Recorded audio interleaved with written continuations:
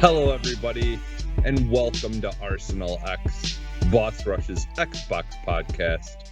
I am your host, Jesse Douglas, and I am here once again with Stoy. How's it going, Stoy? Hey, man, just hanging out, it's a chill weekend. Like, I'm cool with that. Like, you know, nice and chill. I actually officiate. I officiate weddings on the side. Oh, do you? Okay. Yeah, I don't know how. I think I got into it like years ago. One of my cousins like wanted me to officiate her wedding, and I never ever in my life ever thought that I would ever want to do that. Like that was like the furthest from my mind. And of course, I took it as a compliment. So I was like, all right, cool. Like, you know, I was honored. So then all of a sudden, when I made the announcement over social media, like, hey, I'm officiated. Who wants to get married? Like, one of my friends called me up. He's like, hey, man, what are you doing in 2 weeks? Are you serious? I was like, what do you mean 2 weeks? Like, he's like, yeah, we're getting married and a lot of plans backed out and we need an officiant. So I was like, all right, man, you're cool with it being my first one? And he's like, yeah, man, we need someone. So yeah, nice. I've done a few for friends and family ever since. And this one was a coworker's son. One of my coworkers' sons. So it was, barn weddings are now becoming a big thing now. Mm-hmm. Yeah,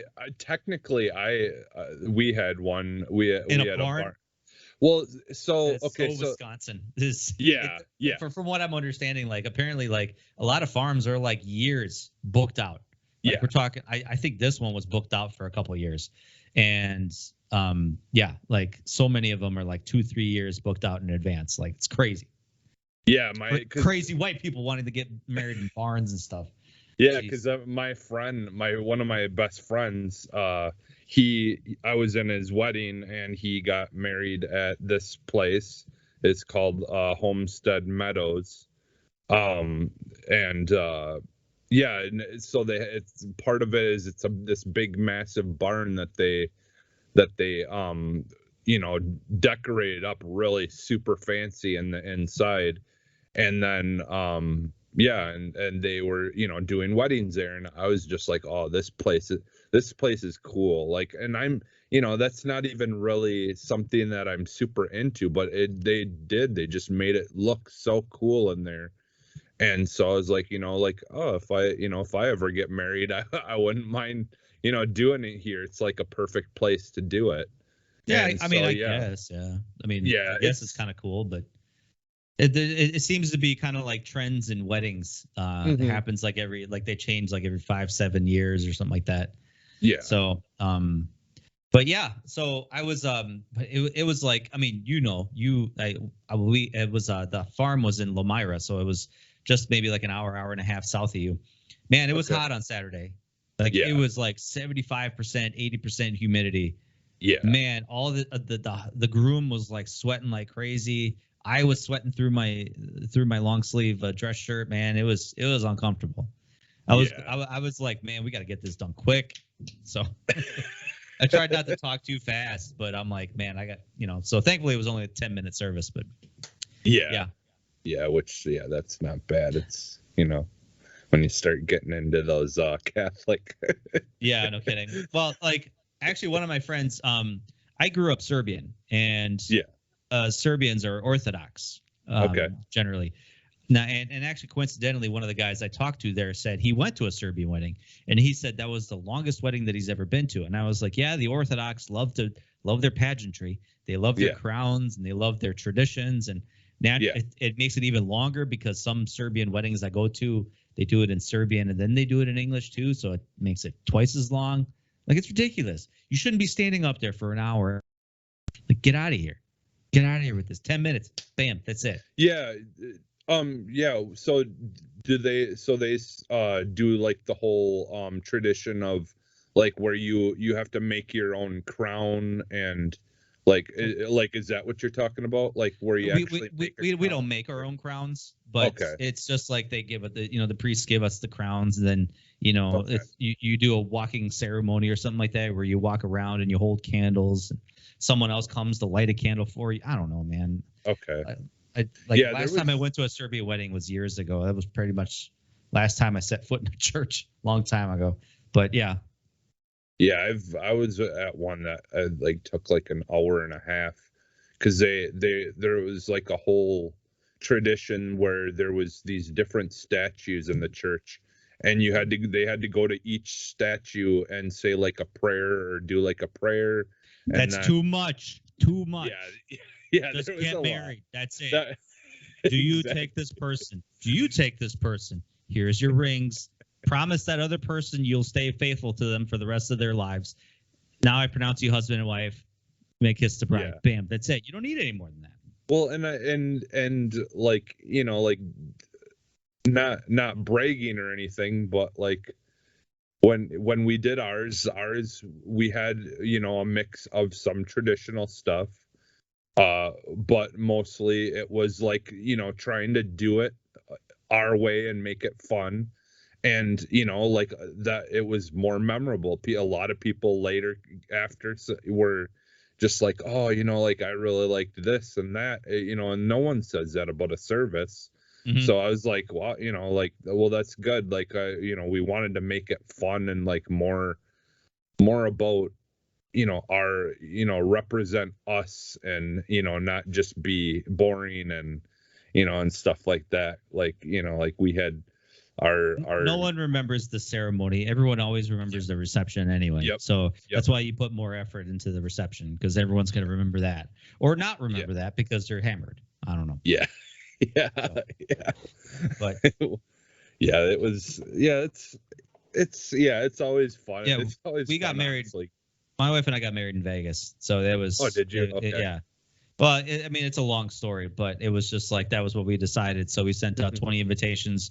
We got married at the MGM Grand, and boom, in and out. Like we just showed up, and they said, "Yep, we got everything ready for you. Just show up tomorrow morning at this time, and you'd be good to go." So we didn't have to do any planning. I mean, we did plan like what songs do you want to walk down on, and what flowers do the officiant asks you questions like, we said, do you want a civil? We said we want completely civil service, no religion in it. Of course, naturally, he put religion in it, made me say a prayer, and it's like you see it on the video of like me, like bug-eyed, like what? And like I was like, well, I'm just gonna kind of go with this, but whatever. So yeah. Anyway, that was that was easy. I totally recommend Vegas to anybody. Yeah, I've only been once. So my wife's got family that lives there, and so we went and visited them and stuff before my son was born. So that was years, like 11 years ago now. So, but yeah, I've only been totally distracting. Totally distracting that I all of a sudden talking about officiating weddings and stuff like that. But yeah, I think I don't know. I enjoy it. I think it's kind of cool, that people trust me with that. Especially like I don't know these people. I mean, I guess like how well do you really know your officiant? Because I've done weddings for people that I've known for a long time. I've never done them with a stranger before. So like these two people I literally have never met in my life. So it was kind of new, kind of interesting, but yeah, it was kind of neat, I guess. Yeah. I mean, it's like weddings can be a lot of fun, and just getting to see all the different kinds of people and personalities and stuff like that. Yep.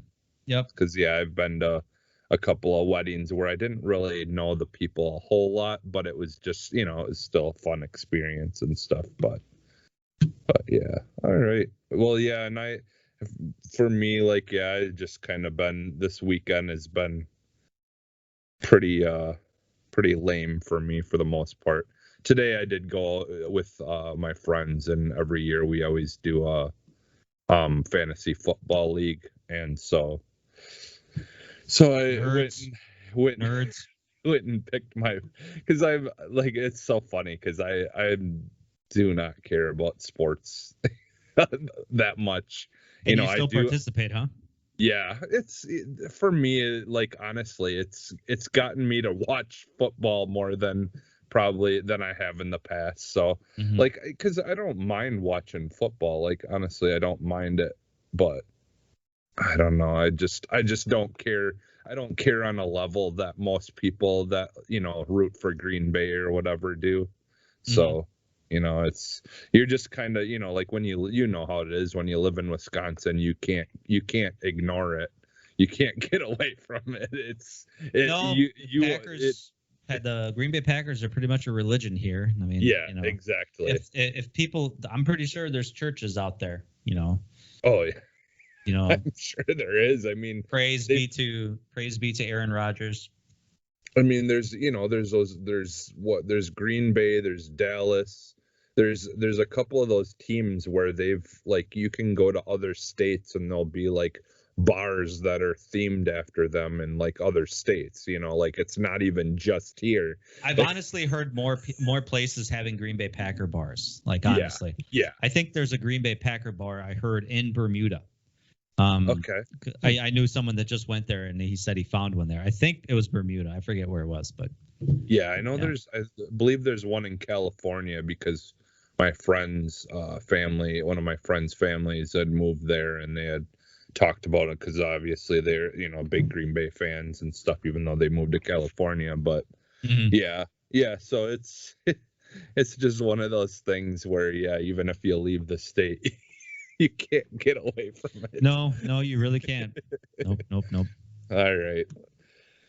All But right. bro, So big soccer news over the last week, man. Like last 2 weeks almost. Like Messi going to PSG just the other day, Cristiano Ronaldo going to Manchester United. Like I screamed out loud at work when I read it. I yeah, was like, "What?" And everyone's like, "What happened, Stoy?" And I was like, "No, you're not going to understand." Like because yeah, we're too focused on football. No one knows who Cristiano Ronaldo is. yeah, But yeah, and even like Kylian Mbappe, he's got this like big deal going on at Real Madrid, but that may fall through. But whatever. Neither here nor yeah, there. yeah. Like, well, that's the thing, though. I mean, I don't know about you, but like, at least with like soccer, if that's something you're into, there's still like you can still kind of like follow that stuff, even if it's not big in your state, in your state or whatever. But like one thing that we don't have by me on like on television that I wish we did is hockey. Like I Yeah, we don't have an NHL team. That's the problem. I mean, yeah, Wisconsin, all we have are the Brewers, the Packers, and the other team, the Bucks. yeah, yeah, Yeah. So yeah, I mean, because like those are the three big teams that dominate the state. Like we obviously don't have an NHL team. We don't have yeah, an MLS team. Um, so it's like those are obviously the big three. And I don't know if we need an NHL team, honestly. yeah, yeah. I I mean, mean, I'm pretty sure there's a lot of people that would love an NHL team. yeah, I think we need an MLS team. Me yeah, personally. But yeah, whatever, that's being yeah. biased.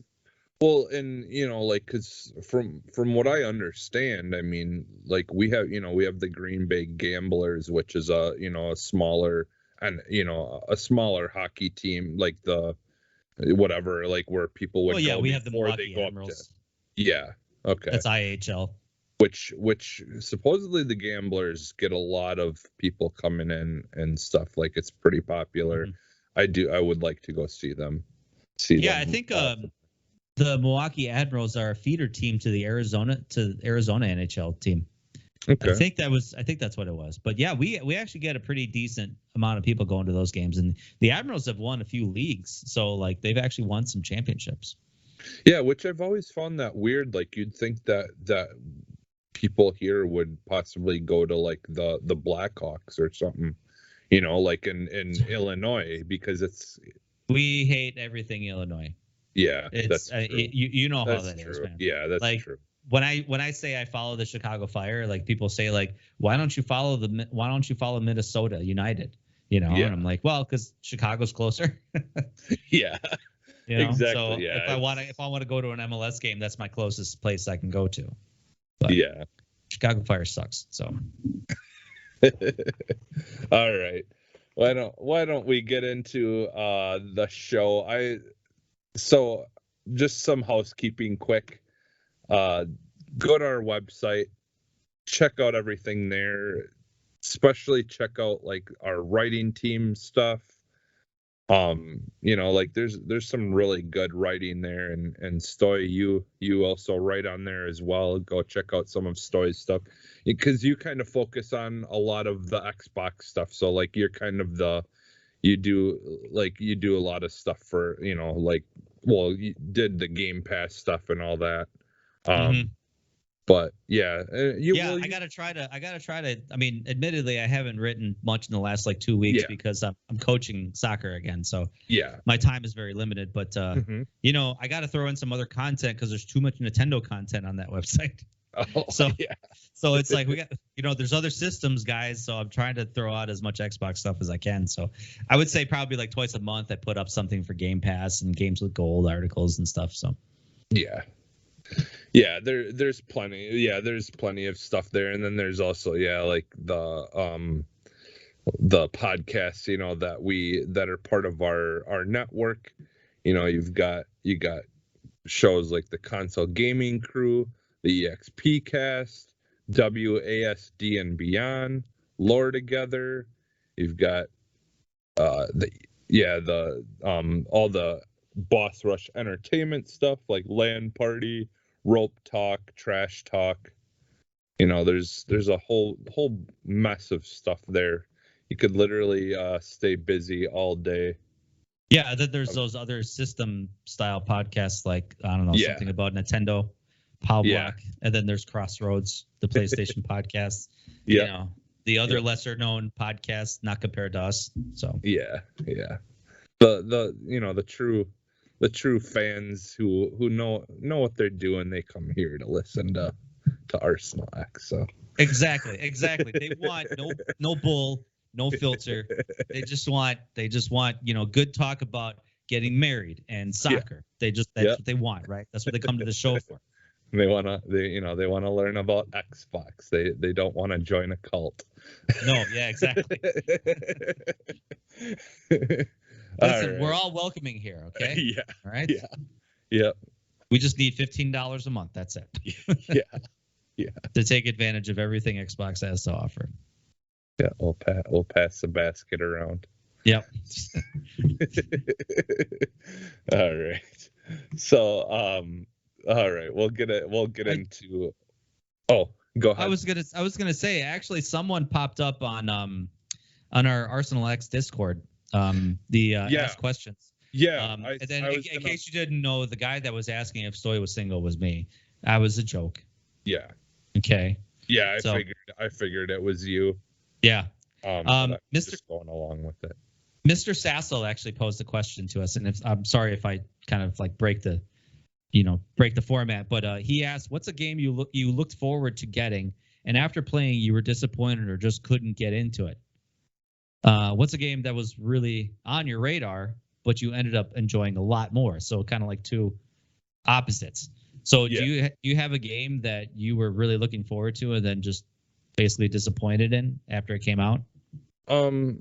Yeah, it was a while back now that I've really had this issue, but like for me, like honestly, with I think Borderlands 2 fits in that, because like I really liked Borderlands 1, and then 2, 2 was getting announced, and and I was pretty excited for it, and it came out, I picked it up, and yeah, I don't, for whatever reason, it just didn't really hit with me as much as the first one did. I don't know if it was just that I maybe lost interest in the franchise just in general or what, but for whatever reason, I just really didn't get into that one like I did the first one as much. And I don't know if that's common among the people that play those. I feel like a lot of people like the second one, but maybe I liked the second one, but the third one I felt I had the same reaction. The third one I just couldn't get into. Like the new characters were just kind of too blah. Like they lacked a little bit of the personality like the other two, the first two games had. I don't know. Well, and I didn't even really. I honestly didn't make it too far into the second one, but I Mhm. don't know, and it might just have been that I just, for whatever reason, it just came out at a time where it just didn't quite go well with me, or it just didn't pull me in. Mhm. Because that's the thing, is like a lot of games for me, like they really gotta dig their hooks in deep, pretty quick for me, because Oh boy, my you have high standards, don't you? You're my that well, guy. it's just the way my brain works. It's just Uh-huh. like Uh-huh. I just can't, like, there's only so much that I'll tolerate until it Careful, really. we got a bougie gamer over here. Like, you need to meet my needs. Yeah. So yeah, but I If think, you're not death's door, GTFO. yeah, yeah, exactly. But I had this thing with Forza Horizon 4. I okay. was really looking forward to it because Forza Horizon 3 was such an amazing game. Yeah. And then when Forza Horizon 4, it took me a long time to get into it, like really long time. Yeah. Like, I don't think I really got into it until all of a sudden I got a Series X when I did the Mhm. update. And I was like, wow, this game is actually solid. Like, I put in a lot of time on the Series X, more so than I did on the Xbox One. And Yeah. I think just because, like, honestly, the backdrop to Forza Horizon 3 in Australia was so much more beautiful than just the blah landscape of England in Forza Horizon 4. And that's nothing against the landscape. I just think, Yeah. Forza Horizon 3 was more sunny, more bright, more Yep. just there was more. I don't know. And like England was just blah. Like, it was cool that Forza Horizon 4 had seasons, but I don't know. Like, it didn't hook me. So Yeah. yeah, it took me a while. Well, I'll be honest with you. Like, there are a lot of things about 4 that I love, but 3, in my opinion, 3 as a game overall just was, yeah, like, there was a lot more to It was that better. game. Like, I mean, the Hot Wheels stuff, like, that was really cool, I thought. And I mean, like, admittedly, like Forza Horizon 4 had that stuff. They had the Lego world. yeah, They had other places. They had so much more content, but yeah. But I liked the Hot Wheels like stuff better than I like the Legos, like yeah. the Lego stuff. So Mhm. like, I think I don't know, it fit more. Like, I get it, like, because you play the cars as like Lego cars and stuff like that. But Yeah, I but think, you're right. I think the Hot Wheels thing kind of fit more with what yeah, Forza Horizon 3 is. It's batshit craziness, yeah, that you probably do with Hot Wheel cars yeah, because, yeah, like, like the big you're you're loops, the big you're orange track loops they had, and you're taking a freaking Lamborghini and ramming it into like fences and trees and bushes and like yeah, stone barriers. Like, you're not supposed to do that. yeah, But Forza Horizon series tells yeah, you can do that. It's fine. yeah, I still yeah, don't like but yeah, it is what it is. No, that was mine because I actually replayed it over the weekend. yeah. And I haven't touched it in so long. So Yeah, and then the other part of his question, didn't he ask, like, too, like, what was something that was not on your radar, but you ended that up was not? enjoying a lot. Yeah, this one was a harder one for me to try to think about a game that that wasn't on my radar. I I'll don't. actually talk about mine later. Yeah. Oh, I'll okay. actually talk about mine later because this literally just happened to me. Oh, okay. I mean, I've had other ones before. Like, admittedly, the Mass Effect series was never on my radar when it first came out. Yeah. Like, I was Yeah. like, wow, this looks really boring. Like, this looks really just, wow, there's a lot of talking and a lot of dialogue choices. Like, I hate games like that. And sure enough, when I rented it and I gave it a shot, and I was like, oh, whoa, this is cool. Yeah. Yeah, I still can't even, honestly, like, because the only game that came to mind, honestly, isn't even on Xbox though. So Yeah. that's my why I was having a hard time with this, is because, but I mean, for the sake of the question, whatever, it doesn't matter. But yeah, like for me, it was Horizon Zero Dawn. Like, like when that first got announced, I didn't have a PlayStation, a PlayStation 4, and so like I didn't. It really wasn't on my radar. But like once I really started, seeing more of it and like hearing people talk about it, I'm like, okay, like, you know what, this actually does sound kind of cool, like. So I went from like not really having any interest into it like being something that I would potentially buy a PlayStation for or whatever. Mm-hmm. And so I still need to finish it, but yeah, I've enjoyed what I've played of it on my PC. So, but yeah, that would probably be mine for that. But yeah, to wrap it up, if you check us out on Discord, you go on Boss Rush Games Discord, and there's room for every podcast in the network. And if you go into the Arsenal X room, you can actually, there's a little section that says "Ask us questions," because play on words, AX, get it? Yeah. So you're not laughing. You're supposed to laugh. There we go. Anyway, so you can ask us some questions like that. Any question, doesn't matter. Yeah. So definitely hit us with some good ones. Yeah, and I think I think that was a good choice. We probably should just do those. We'll answer your questions right at the beginning of the show there, so then that way we can kind of do that and then get into so they can stop listening 5 minutes in. Yep. We should wait till the very end. Yeah, I feel like I'm trying to think. I think we usually, I doubt people are gonna be like, they answered my question. Okay, I'm done. All right, dip. They're gonna dip out. Yeah. So, all right. So why don't we appreciate it?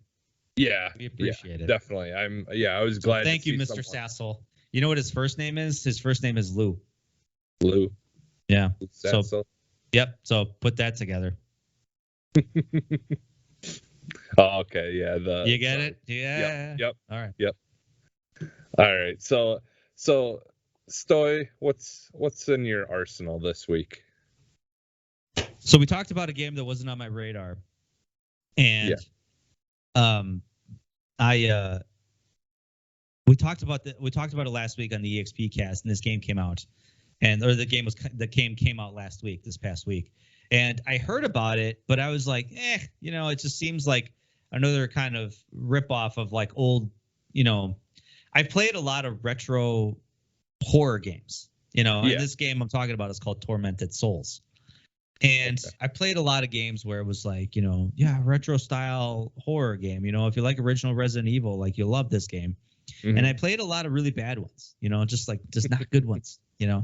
So that's why I just like dismissed this. I was like, oh, cool, another crappy retro style themed game, whatever.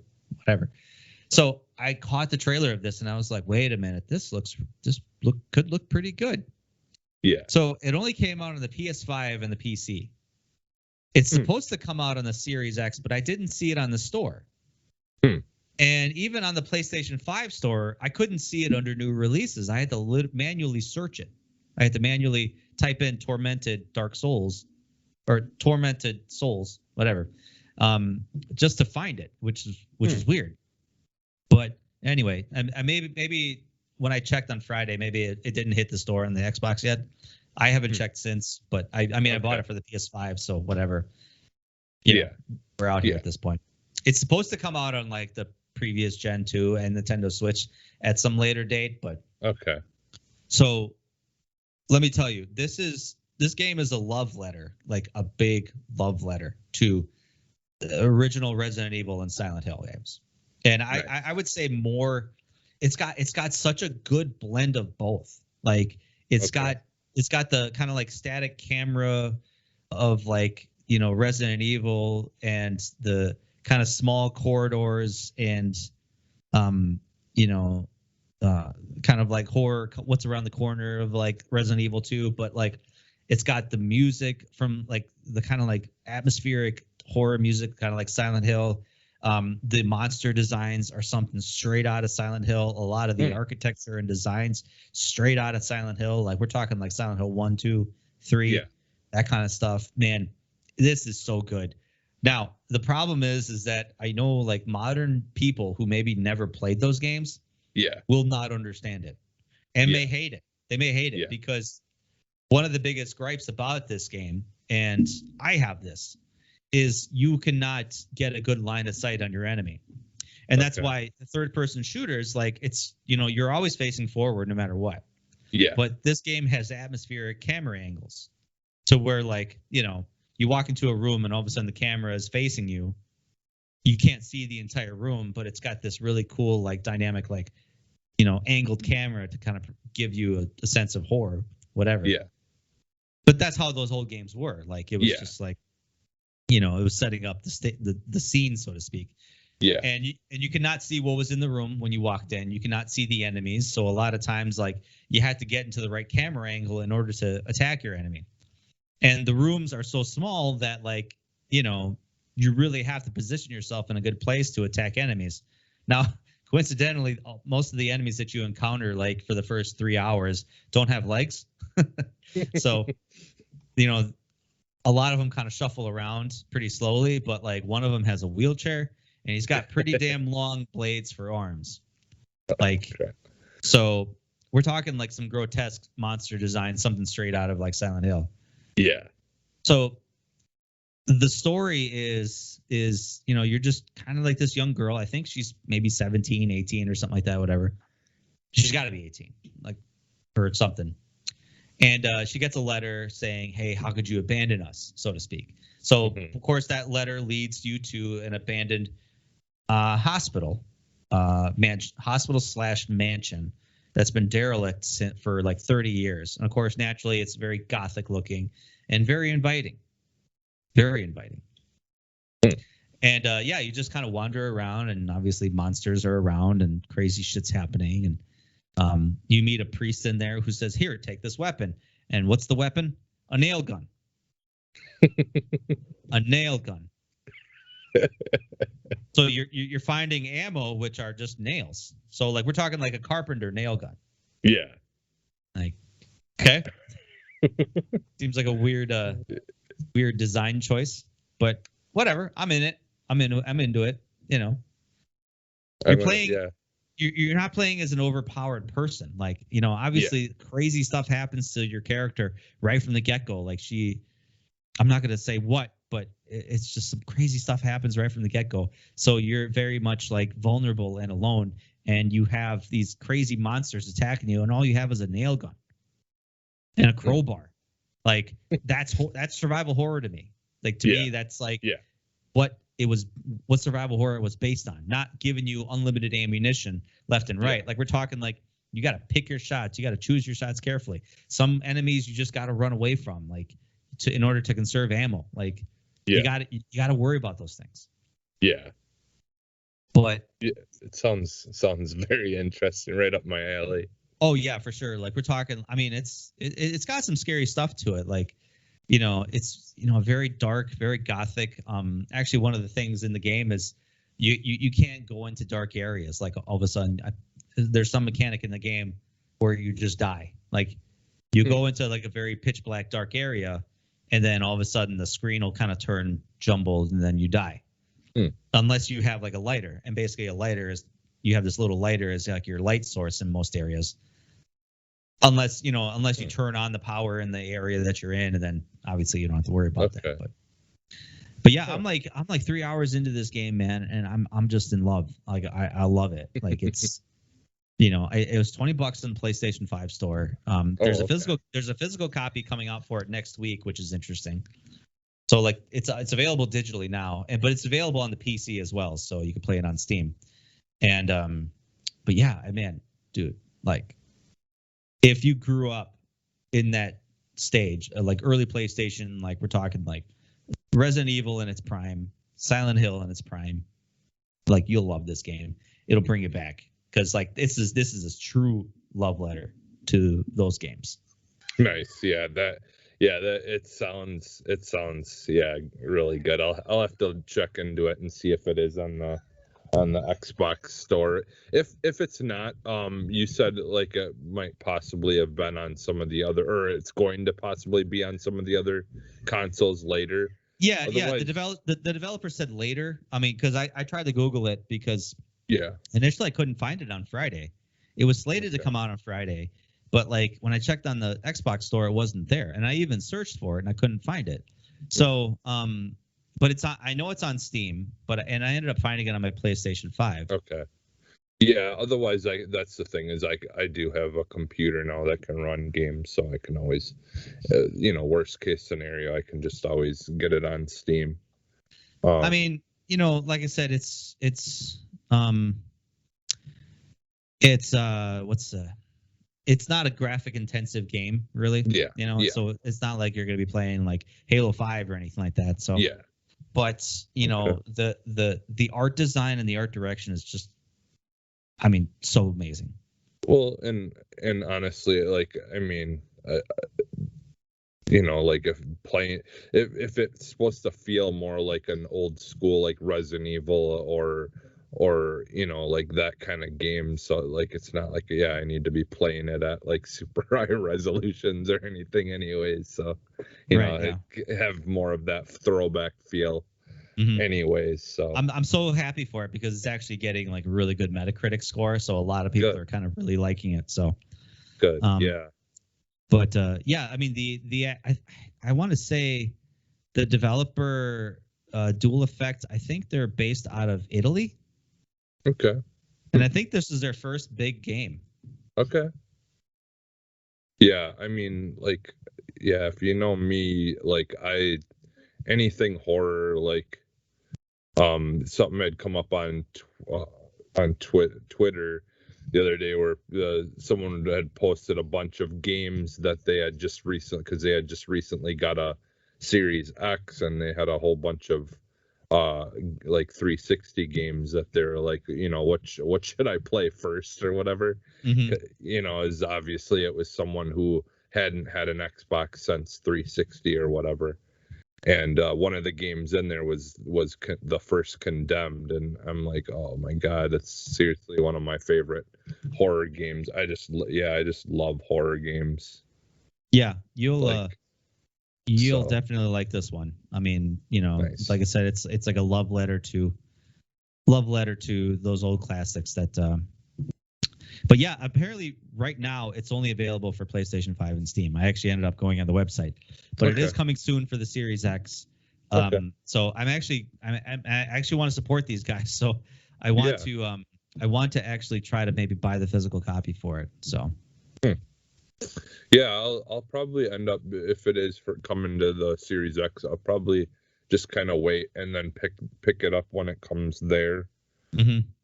Just because in that way I know that I have a much better chance of playing it if I get it there. Because I'll be honest, like I know like I can hook up a controller to the computer and I can play it just like I'd be playing it on console, but I just for whatever reason I just really have a hard time trying to play games on PC. Mm.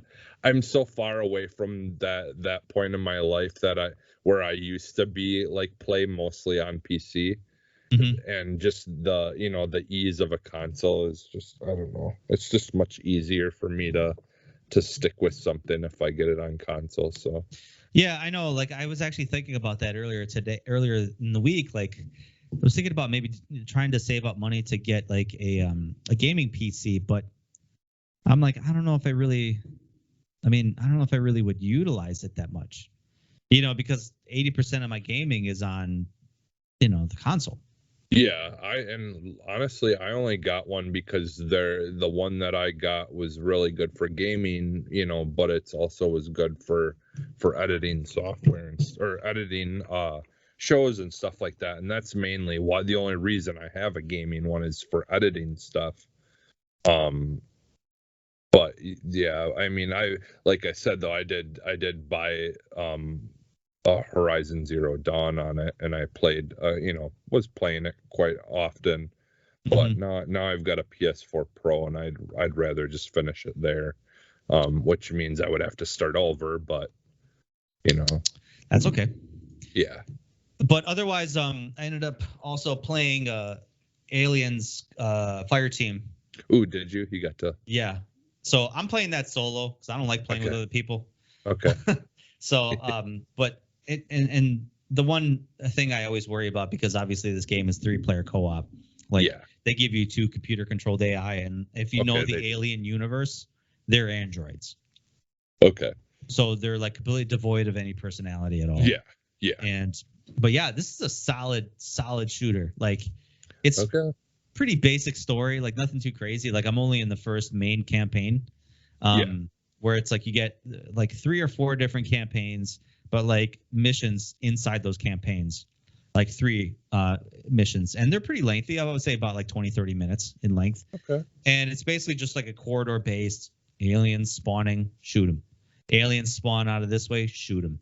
Okay, you got to wait for this elevator to come down. It's going to take a minute and a half. Oh no, a horde of aliens is coming your way. Shoot them. And that sounds boring, but actually it's a lot of fun. Like, I love it. I love it so much. Like, this is what Alien should be. Like, the guns sound amazing. The controls are amazing. It's very easy to control. The aliens just come out of nowhere, and they're actually, they're not dumb. Like, they weren't like Colonial Marines where they were kind of stupid. So they were actually pretty smart, and they attack you from all sides. There's specialty type aliens that blow up acid when you shoot them and stuff, and you get some alpha aliens, where like they have names. Okay. So I think in the lore, like if there's an alpha alien that gets born from a human, it takes on the name of the human that it came from. So like in the first campaign, you're fighting Monica, who's like this kind of like alpha titan like alien. Okay. So it's like white with like stripes on it or something like that, I think. But okay. Yeah, I definitely wanted to get this game because I do love like the Aliens franchise and like, all that stuff, Predator, like all those movies. Like I love that stuff. Like, but yeah, I've just kind of been waiting. I just got to wait until I get paid, and then I was going to pick it up. So this game has a cover mechanic. Oh, okay. This is pretty much the most useless mechanic in this game. So it's like, they tried to do the whole like cover-based shooter type thing. Yeah. Which no, it's not. That's not going to help you. Getting cover when you see a swarm of aliens coming at you. Nah, that ain't going to help you. Yeah, they're not shooting at you with guns. They're like trying to eat you.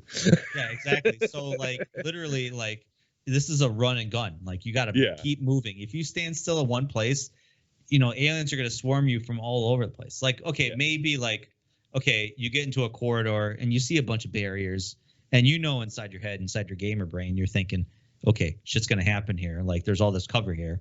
Yeah. So maybe you get into the cover, then the aliens start coming. So maybe you can get a few quick shots behind cover, but like it's honestly useless.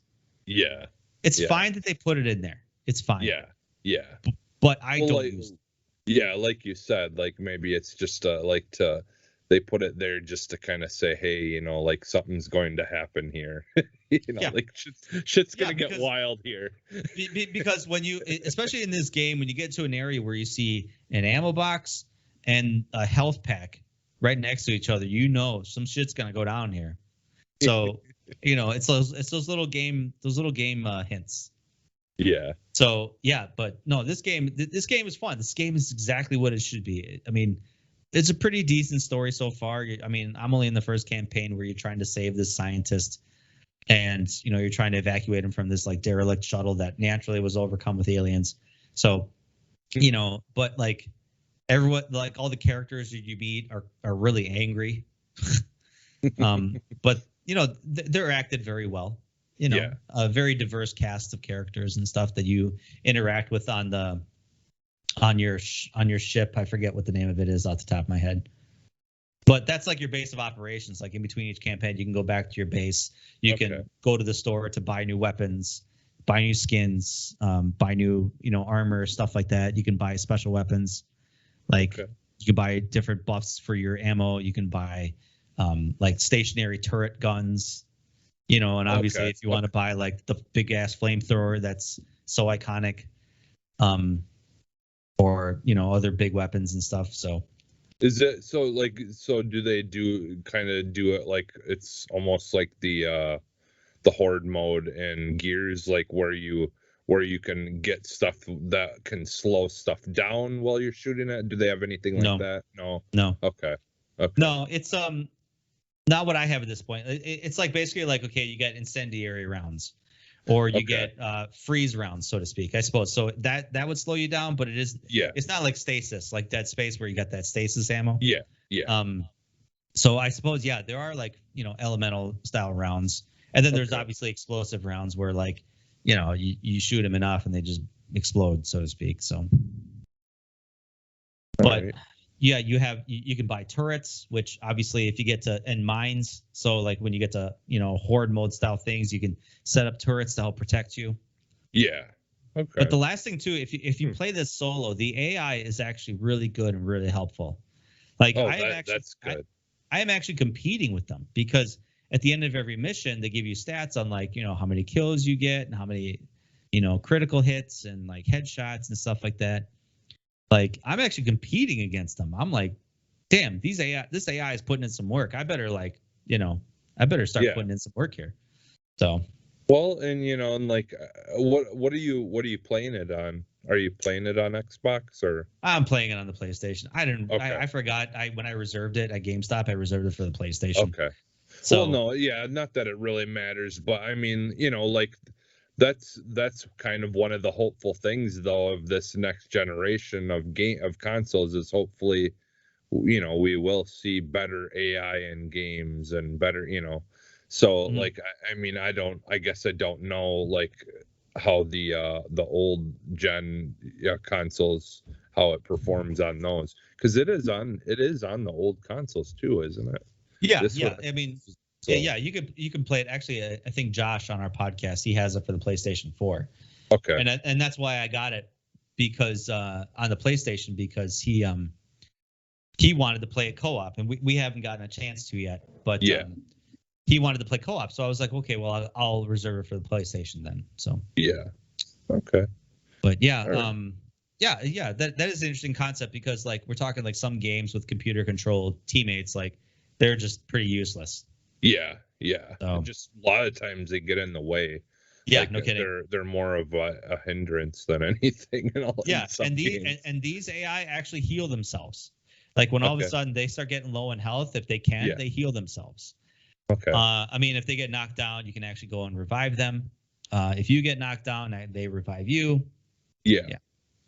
Yeah, like I feel like Gears of War usually did a pretty good job of their AI seemed to be pretty Yeah. helpful. Like they would actually like like revive you if you're down and or things like that, but yeah, there's some games, man, it's just like I can't. Can I just choose to not have anyone here because they're just getting in my way? Yeah, no kidding. I know I know a lot of like the one nice thing about having a PC is you can download mods for a lot of games. Yeah. And one of my gripes about Mass Effect Andromeda was like your computer controlled teammates were, I mean, they were slow, and Yeah. you end up doing most of the work. So there's actually a really good mod out there that says like it was called like more effective teammates or whatever, and they're actually using their abilities very regularly. They're actually putting in some work. So Yeah. Nice. it's like, you get a whole swarm of enemies, and all of a sudden they kill them all before you even hit one of them. You're like, damn, okay. But that's Yeah. that fine balance. That's that fine Yeah, balance of yeah. like, does that take away from your gameplay Yeah. if they're too good? Yeah. Yeah, you don't want to be have a Terminator as your Yeah, no kidding. The guy that just like all you got to do is just sit there and wait for them to take out everybody, and then where's the fun in that? Yeah. So Yeah. it's that fine balance. Otherwise, so is that what you've been playing then mostly? Yeah, I've been playing other things there too, but those are the two big things that I've been playing Okay. over the last few days. So what have you been playing? Okay, so I want to hear about this one. So Psychonauts 2 I started, and man, I love this game so much. like I tried playing the first one, but it just, you know, it was kind of, it wasn't that it wasn't good. It was just that it was, everything was just so outdated at this point. How were the load And times? on Psychonauts 2. Psychonauts 1. Oh, Well, because didn't you say you just played the previous one? a while, it was a little while ago now that I played. I, you know, just jumped into it to just kind of experience it because I hadn't. Yeah, Pat. I mean, I Pat didn't on our really play a lot. podcast just hated the first one. He couldn't even play it. Couldn't even finish it because the load times were so atrocious. But then technically that was like way back on Xbox. So yeah, I don't remember too much about that, but I just, it was just kind of outdated. It just didn't, you know, didn't hook me. But this one, like Psychonauts 2, like there's so many things I love. So like one of the things like your character can do is like you can jump into other people's minds and then see through their eyes.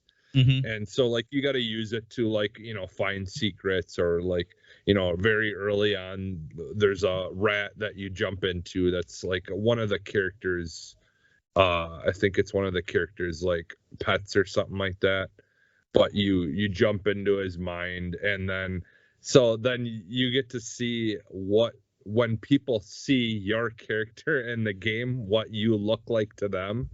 And so like that's got to be interesting. So like through the rat's eyes, I just looked like me wearing a big goofy rat suit. and, and then I was like, okay, like that's pretty funny. And then I like got to the point of where I was like spending a lot of time of just jumping into the people's minds that I could, just so I could see what kind of goofy way they saw me as.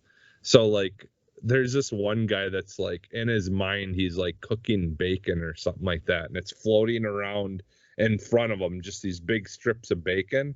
And then I ran over there, and like my character just looks all like excited, and then has like drool coming from my mouth because I see the bacon and I, you know, like want to eat it or whatever. And so like there's just these really weird things that they just did an excellent job of just kind of making goofy and having that, you know, that funny, just fun interactions with things, and not just making it about you know, trying to do stuff for playing the game. You're also getting a laugh out of it as well, which, you know, like is a constant thing throughout this game. Like I'm really just loving the humor and the way you do, you know, like, you know, like when you're in people's minds and stuff. Like one of the mechanics in this is like, you know, like hooking up people's thoughts or things that they think about, and then you can like mix them together and make weird combinations. So like there'll be like a vegetable or something that they think is gross. Well, you could hook that with another thought and make it where they love that vegetable, or, you know, like, and you're changing people's minds essentially. That's too much power. That's too much power. That's part of the mechanic of this game though, is like trying to, like, you have to persuade people into certain things, or like, you know, change people's minds in order to, you know, for the greater good of like what, you know, what you're trying to accomplish or whatever.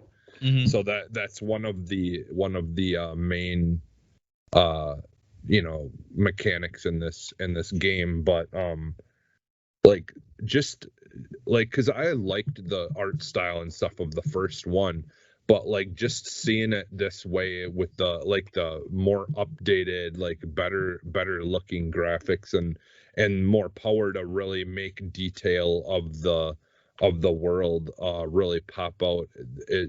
They've done an amazing job just look wise. Like there's just some really cool stuff, and like it's neat. Like there, one of the levels, you're in this, like, you know, in someone's mind, and there's this really cool look to this world, and you jump through a door that took you into just a completely different looking world. Okay. That was in the floor. So like not really, but somewhat kind of similar to like what what they did in Ratchet and Clank, where you're going through the portal, and then it's like bringing you into a completely different looking world. It's similar to that. I don't know like technology wise behind it if it's as advanced, but I mean there's some cool things like that where you're just kind of like going through all different weird areas like all at once without like loading screens, and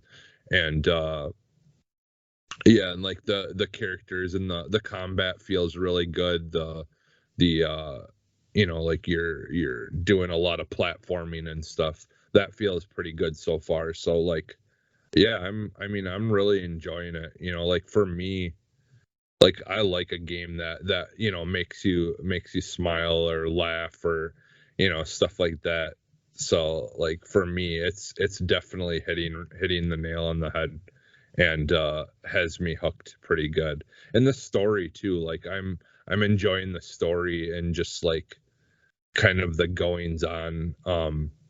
Like the only thing that I that kind of sucks right now is just your character is in the very beginning is kind of hated by everyone because you're the new guy, kind of thing. So, but I'm interested in seeing where those friendships and stuff like that develop into, because that's gonna happen, is you're gonna probably earn their respect, and things will change, but that's part of it. So yeah, I've been trying to jump into it basically, since it's came out. I've been trying to jump into it and play a little bit at a time as much as I can. So yeah, so it's definitely worth checking out. It's got me intrigued because I've not been interested in this.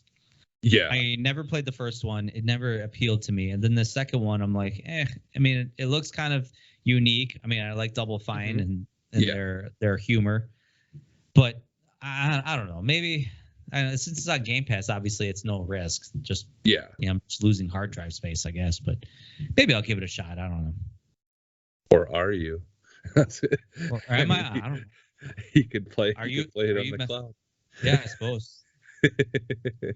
But yeah, like I'd say like definitely give it a try, because like like one of the things, because at this point, like doing the platforming games where you're going around collecting things, kind of stuff, some of them can get kind of repetitive and just not really do a whole lot. But I feel like they did a really good job of doing that style of game that's very reminiscent of the original one, but it feels modern, it feels better, it like there's enough like story stuff going on.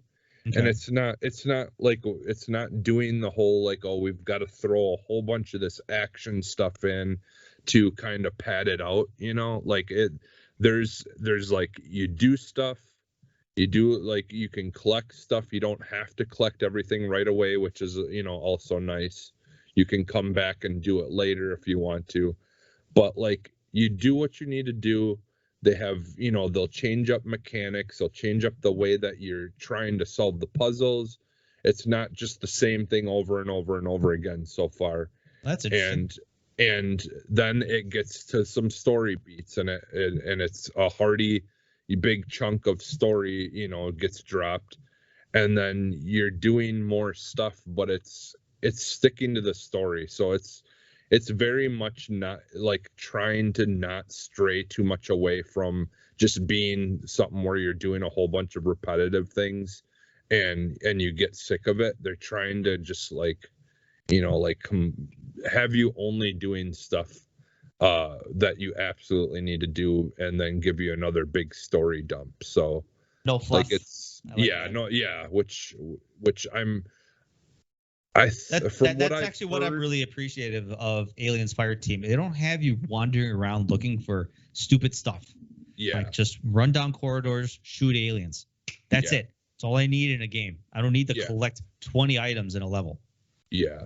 And so, like, from what I've heard, you know, of people who are way farther than me on it, that is a continuous thing, is that they're not trying to fluff in this game at all. I mean, that at some point there was literally like story stuff that was potentially going to be lost from this game because they had so much like story stuff going on, but because Microsoft bought them, they were able to keep all that content in there. So Microsoft that's money.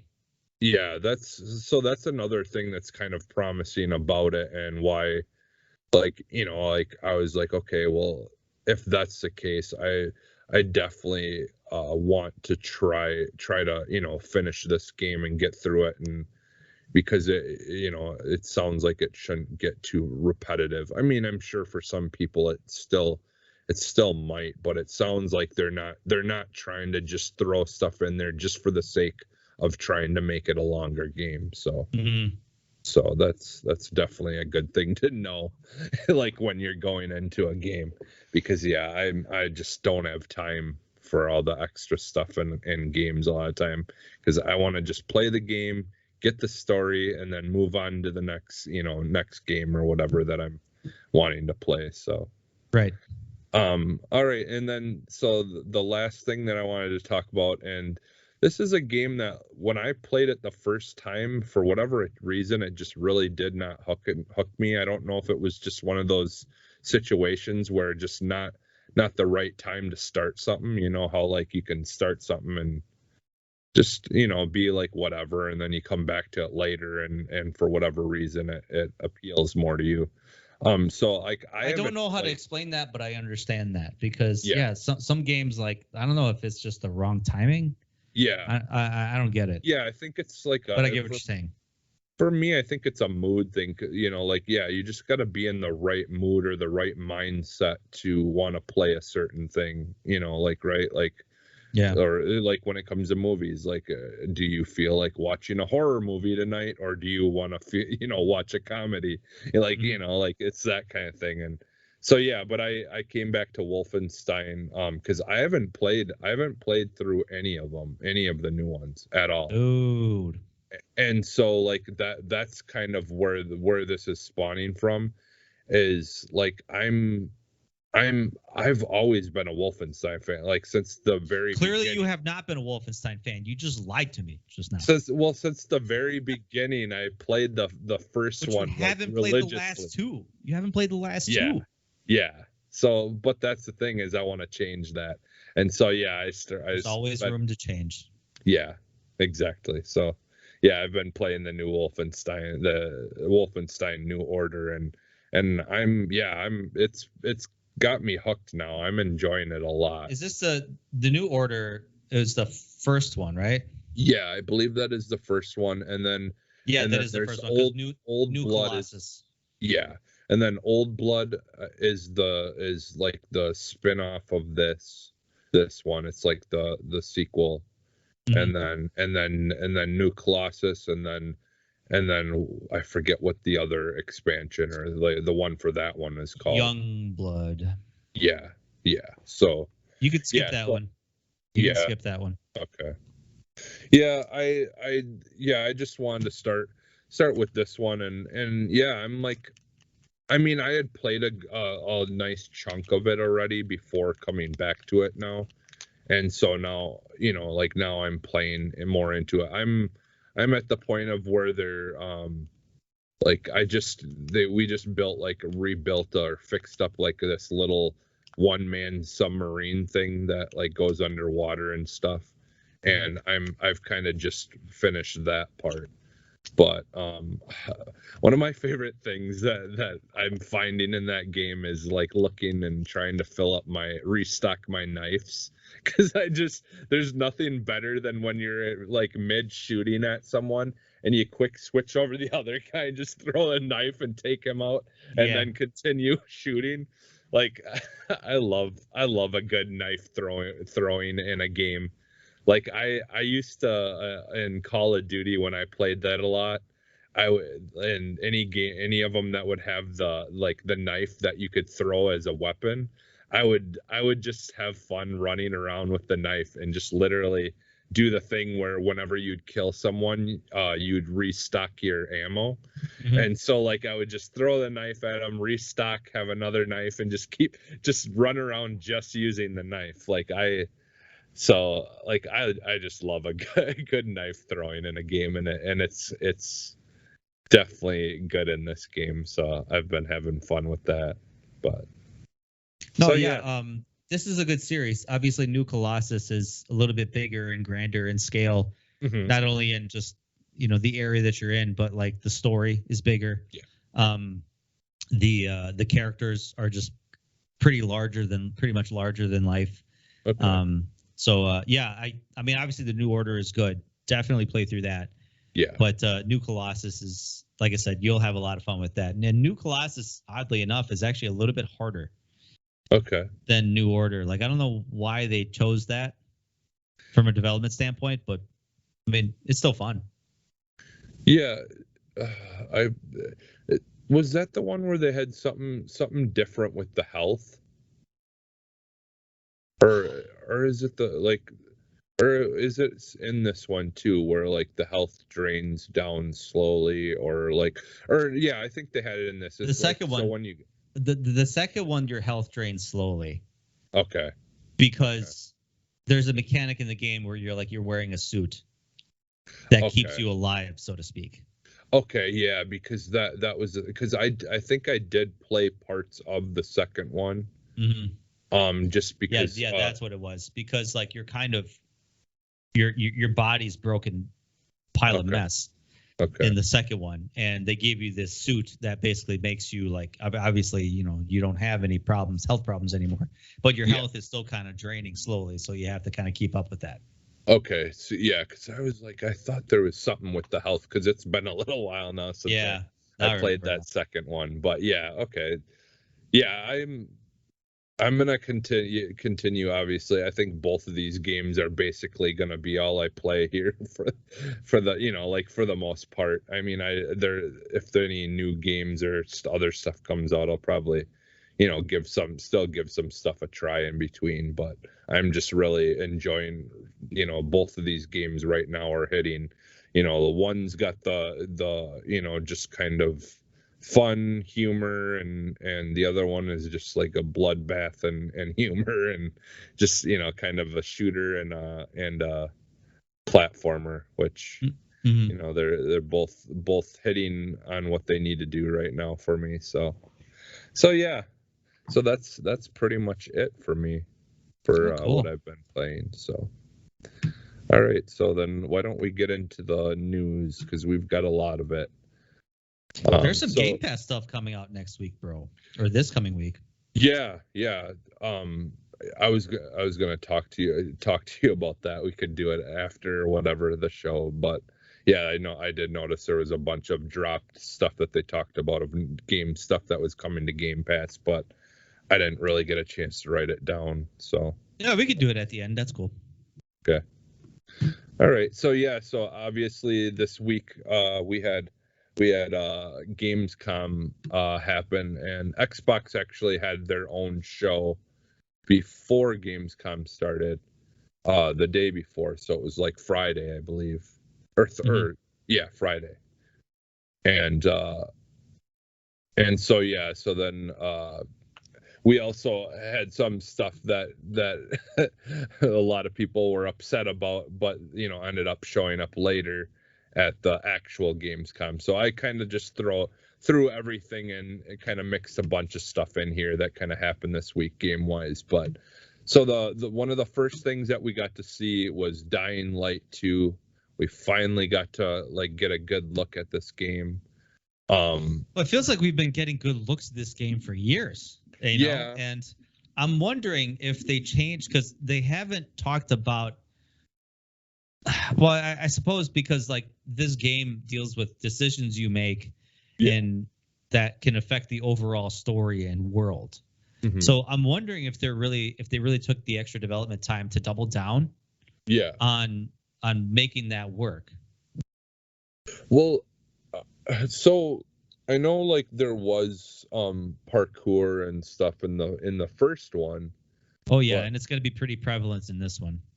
yeah, And you have a grapple. from this one, yeah, from this one, it looks like they really doubled down on trying to make that like traversal really good and smooth.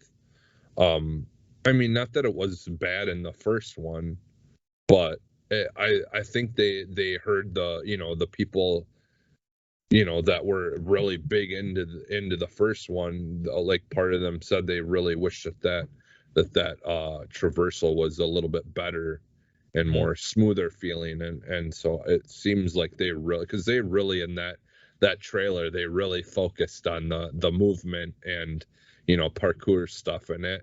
And yeah, it looked really good and smooth. Like it looked. Dude, you can use a zombie to break your fall. Like that's cool. Yeah. Like you can knock a zombie off the window and then like use it to break your fall. Like that's fun, man. The first Dying Light, I don't know. I'm pretty sure you played the first Dying Light, but that was a really fun game. Like Yeah. we're talking like Mirror's Edge meets Left 4 Dead, basically. Yeah, I didn't finish it, but I did play. That's another one of those games that I wanted to come back to eventually. But if it doesn't make it too much of a difference, I might end up honestly just jumping into this one when it comes out and just stick to playing that one, and just not even bother with the first one. Because I mean, I know some bits and pieces of the lore and stuff from the first one and the story beats and stuff like that.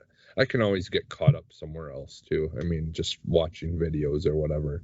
Right. But yeah, like overall, this game, it looked really good. I think so many people are just ready for this game to finally be out. So finally, yeah.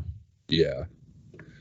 All right, and then next they did talked about some flight simulator, which I'll be honest, a lot of this show was just like mostly updates on things and things like that. But we did talk about that last week. That Microsoft said there's not going to be anything new.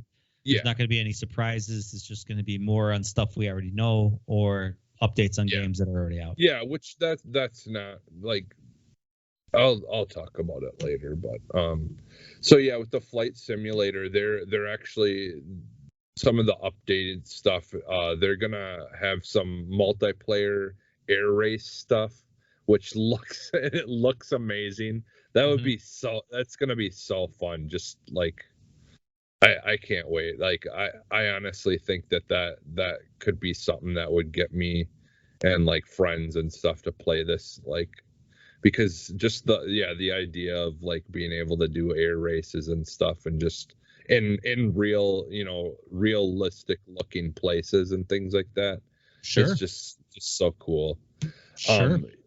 One of the other things is they announced like a new vehicle, it's like a drone, like helicopter type thing. It's a real thing that and I just noticed I spelt this wrong, but yeah, the Velocity, it's supposed to be like an air taxi. I guess that's being worked on with a company, to be like a way to transport people, so similar to like buses and stuff like that in the future. And it's an actual thing, and yeah, they're working with the people that are making it to make it look authentic and look just like the thing that they're working on, and that was going to be basically coming into the game. So yeah, that's for the most part the newer stuff that they kind of talked about and showed us. So for Flight Simulator, the next thing was a game called Into the Pit, and this was like, I put like a retro like Doom style game, but like you didn't have guns. You were like using magic, that you'd have your hands in front of you and like different glowing, this kind of reminded me of like Hexen. Yeah, Hexen and Heretic. I was like, I know there was a game that was like this.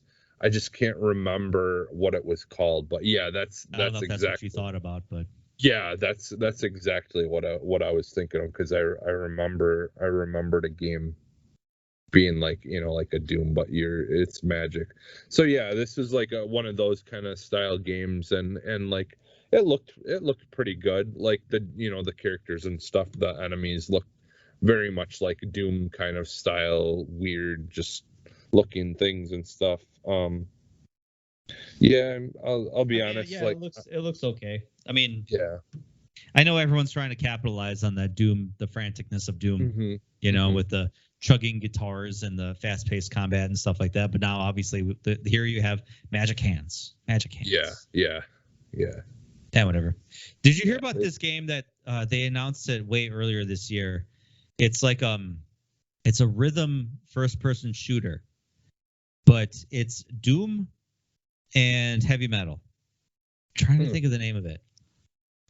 But we're talking like it has some really good acts. Like it's got like Trivia Minute, Soilwork, In Flames, like a lot of good like black metal, heavy metal bands doing the soundtrack for this. Yeah, I do remember seeing that, but yeah, I don't remember what it was called either. But yeah, I do remember something like that coming up.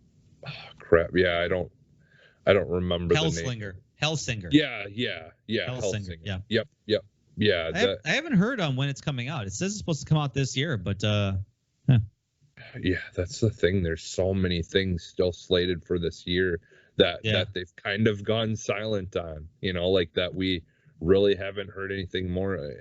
And a lot of them I expected to be honestly at this show, and there was so many games that Xbox has been showing or showed a while ago that were supposed to be coming out this year that we still haven't gotten an update on. and I know this could be a topic for another day, but I think this is where these shows and these conventions are not helping developers, because you're tuning into Gamescom or you're tuning into E3, and it's like, okay, this game I'm waiting for has nothing to show. So it's like, okay, the developers are going to show something when it's good and ready to show, when they want to really showcase their product. You had developers in the past that are like, we got to quick rush this content out for E3, or we got to quick rush this content out for Gamescom. It's like, my opinion is like, let the developers do the work, and then when they have something meaningful to show, they'll show it. And the internet's a great place for it. They'll just post it up on YouTube, say, here you go. They don't need an awards ceremony or a convention to do that. Yeah, that is one thing I've known definitely with E3. Like I've just the last couple of years now, like doing podcasts and really paying more attention to those things. There are so many things that I've seen over the years in E3 that literally had no place being shown because, well, one, like there was, the game didn't even exist yet. Like it was just a name and a concept, and like there's one game that Elder Scrolls, with the show in the trailer for showing a mountain range for Elder Scrolls 6. That was a waste. That was useless. Yeah, because like, why even show that? Just say you're making the game. Say we're developing it. Yeah, we know that you're going to make we know you're going to make these games. Yeah. Tell us when you actually have something, legitimate to show us. Yeah, I'm definitely with you on that, because I've been burned a couple of times now in the last few years where that's why when you expect nothing, you will never be disappointed. Yeah, exactly. So Age of Empires 4. Yeah, so the Age of some updates. Yeah, they updated like some stuff about the game, and so that it will be coming out October 28th. And yeah, they did this is really cool. I'm like, you're a history guy, right? Yeah. So I think you really, like, out of the two of us, you'd probably appreciate this more, but I'll be honest, I'm not really a big history buff, but this stuff that they were talking about with the deep dives in history, and like along the way while you're playing the campaign, they're actually teaching you about from why certain weapons are being used, or like teaching you, the different reasons for why things are happening, or what, like what's going on, and they're really sticking to the authentic history of these things, and giving you that deep dive, and like actually teaching you about history while you're playing the game, which sounds kind of cool, actually. yeah, I was really like, because they show some like some clips of them doing the recording and stuff for the for the motion capture, and like it sounds like I think they made it look like they're actually like going to be little like history videos where the people are dressed up in time, period authentic outfits and stuff, and supposed to be like one of the people in your army or whatever that are talking to you and explaining things to you. So yeah, it looked really cool. And yeah, normally that's something that wouldn't really super interest me, but the way they did it, and just like having someone like being like almost like a historian, or a person that tries to reenact things. Yeah, the And Assassin's Creed games had that ever since Origins. Origins okay. had a kind of like a free roam history lesson where like you would actually go to certain sites, and they would actually be a narrator that would tell you like, this is how the common people in ancient Egypt live, and this is the history of the Great Pyramids, or this was the history of beer making in Egypt. It's actually really cool. Like I actually sunk in a lot of time in that. I have Origins. I almost should. I wouldn't mind going into that game literally just to get that part out of it. You got to focus on Wolfenstein. Okay. Yeah. So you got to focus. Yeah. Like that's cool. Yeah. But yeah, that's true. Because if I start straying away, yeah, when you start going down this path, like, oh, I should play that. Oh, I should get back into this. Like, you're never gonna finish Wolfenstein. Exactly, and you're gonna lose that fan card. Yeah, that's how I roll a lot of the time. So you're right. All right. So the next thing is the cloud gaming is available on Xbox One. So now anyone who has the old consoles will be able to play essentially the Series X versions of games through the cloud. As long as your internet's up to snuff. Yeah. You're definitely gonna wanna if you don't have your Xbox hardwired, you're gonna want to think about doing it. Definitely, yeah, because you ain't gonna play 4K HDR graphics 60 frames a second with a wireless connection. Yeah, you're gonna need the Ethernet cord that shit. Yeah, especially if if other people are using the internet while you're on it. So, but yeah, I mean, it's awesome.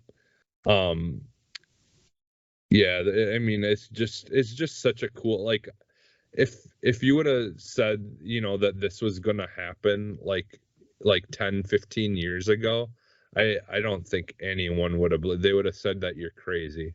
Well, the concept of streaming, like live streaming, was still foreign like 10, 15 years ago.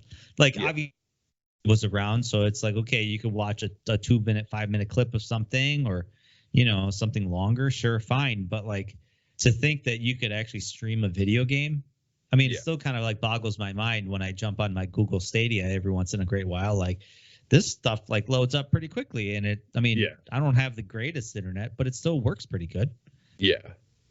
Yeah, there's definitely going to be games that work better on that system, but it's just like, even just the idea of being like I joked about earlier, that just being able to play a game and try it, and not have to download it onto your hard drive to find out that it's not something you're interested in, is just such a big deal, especially like when the hard drives and stuff, the expansion drives and all that stuff is still pretty expensive right now, and it's just not it's not easy for everyone to be able to just go out and buy an expansion for their consoles. For sure. But yeah, when we talked about just moving on, when you talked about Hellblade, they a few weeks ago they announced that they had a Series X S upgrade. I actually played the upgrade a couple weeks ago. I just forgot to talk about it on the episode, but it's not a substantial improvement. Like it's not like bam, like holy crap, that's amazing. You know, it's a bump in frame rate. It's a little bit of a bump in graphics, but like you have to really have a fine eye in trying to find it. Yeah. So. Yeah, and so like now, like because I was a little confused about this, but they, like I had seen that they said like now that they had actually are adding ray tracing and all that stuff to it. Mm-hmm. Yeah. So yeah, I just kind of threw that on. But like I said, it's so subtle. It's so subtle that it's like you'd have to really like kind of stop and pay attention to these things. Yeah. You know, to really notice it. Well, I mean, that game looks so amazing to begin with, right? Like, I mean, I mean, so that's why temper your expectations. If you come into this game and you're like, well, that's not that much of an improvement. You know, it's an improvement, but it's not going to be substantial. Yeah. Yeah. It's just, made a amazing looking game look slightly better. Yeah. Yeah, which is fine. Yeah, exactly. So. And then the next one was Wasteland 3 is getting their big expansion, Cult of Holy Detonation. It was like Detonation. Yeah, it was an interesting looking thing because I haven't been able to jump into this yet, but I know people. There's a lot of people who absolutely loved this game and just. Absolutely fell in love with it that like when it came out and said it was really good because I had tried playing like Wasteland 2 or something like that and it just wasn't really doing anything for me. But this one people seem to really like a lot. So so that new expansion then comes out October 5th. So this game's been out for a while, so I've been working on this expansion for quite some time. Yeah, it looked really cool. It kind of added like a very colorful kind of like brought a little bit more color to the game because I feel like if I remember correctly, the standalone game is kind of it's your typical Wasteland type, like I mean your typical RTS. Yeah, so. And then next they had the Sea of Thieves Mayhem ship, which is a Borderland themed ship, which is free. I don't know how long. I don't remember how long that was going for. I would imagine it's probably still going on, or who knows? It might have ended this weekend. I'm not sure, but yeah, that's the one thing about Sea of Thieves that's kind of cool is they do this kind of stuff a lot where all you got to do is hey, play during this time and you'll get this cool looking theme for your ship or whatever, or cool looking theme outfits or whatever. So yeah, like man. Sea of Thieves is like one of those games that I constantly wish that I had a whole bunch of friends who loved playing that game so I could get into it more because I haven't. It ain't gonna be me. I'm sorry. I mean, it looks too cartoonish for me, and I think that's what it is. Like I'm all about presentation a lot, and it just looks kind of cartoonish to me. Yeah, pretty sure it's fun. I don't doubt that. Yeah, I'm pretty sure. I completely understand. Like, I mean, I was one of those people that was like, just completely wrote off Zelda Wind Waker because of the art style. Like, it was not something that I wanted. So I just kind of, I would like to play it, but it's just, yeah. At the time, it just didn't. It wasn't what I wanted. So yeah, I completely get that because like the art We're so style. bougie. Like we're like, it doesn't meet my taste. But hey, I mean, when you live in a world where there's like we literally got like 3 new games coming to Game Pass every week. I know, Like no I mean, kidding. you've Like we kind can't of play them gotta, all. unfortunately, you've got to be picky because like there's the chance that you're going to stick with a game that you're not really caring that much for and end up missing out on one that you would have absolutely loved. So like Yeah. I think that's the thing is like unfortunately because I don't worry about it. That there just because I don't like something doesn't mean that's the overall thought of that game. There's going to be a whole bunch Well, of people the absolutely. internet would like to have a word with you because apparently that's how that works on the internet. That basically, if you don't like something and you go on the internet Yeah. and say that you don't like it, that means it's gospel. And that means it's trash, and everybody else should think it's trash. Yeah. And everybody that disagrees with you is stupid. Yeah. Man. Yeah, it's Moving on. Yeah. Moving on. So State of Decay 2. This actually Yeah. brings me back because I was thinking about getting back into this game, but then I realized, no, you got other games to play. Yeah, I absolutely loved the first one. So like for them to be really bringing back that original, spots and stuff from the original map and all that. So yeah, the expansion is, I believe, altogether is called Homecoming. So it's new maps and weapons that you can only, and some of the weapons you can only find in certain maps or certain areas. So like they're specific to certain maps and areas, and then you can obviously, once you find them, you can bring them into the other parts of the game. But yeah, it's just kind of gives people a reason to go into some of those areas and explore. And yeah, so that will be coming out October 1st, so pretty quick here it'll be out. Just in time for Halloween.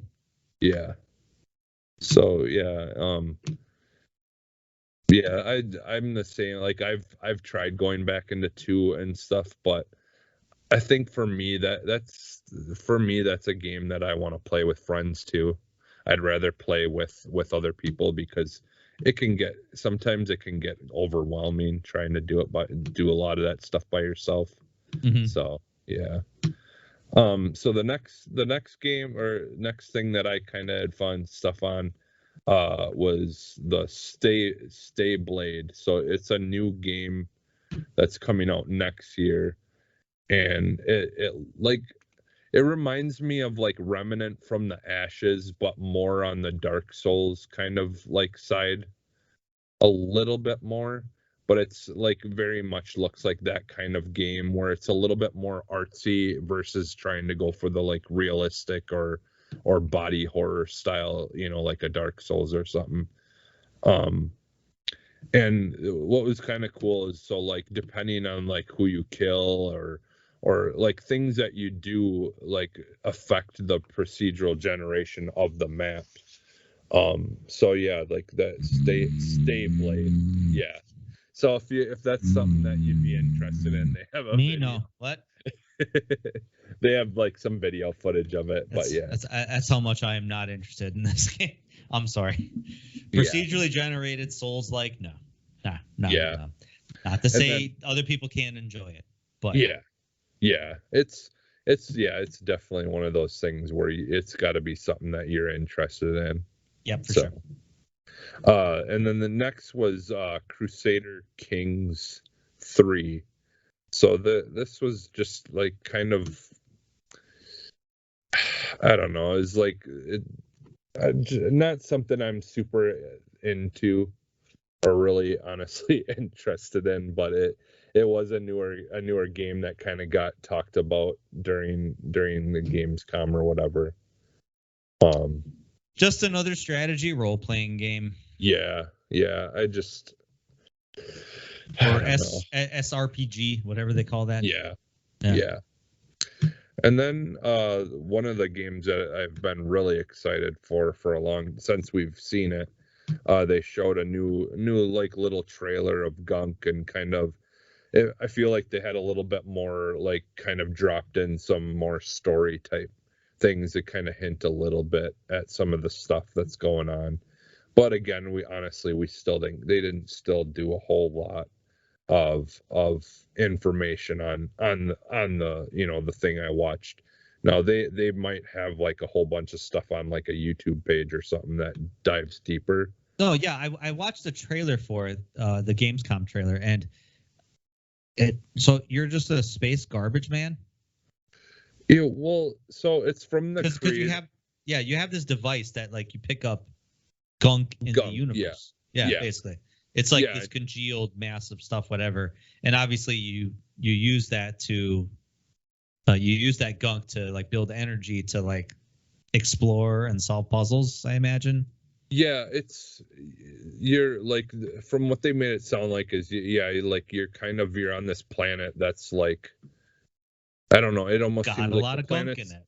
It's it's like dying, yeah, and then you find, like, you go and you're like cleaning it up and trying to, like, restore the health of like the wildlife and stuff like that. It kind of seems like, because there's like a bit in there where he's like, oh, like, once you clean up the gunk, like, everything, starts to thrive more or whatever. I don't remember the exact wording, but yeah, like, you notice that, like, when you clean the gunk stuff up, that the wildlife and the trees and things started to, gain color again and be healthier again and stuff like that.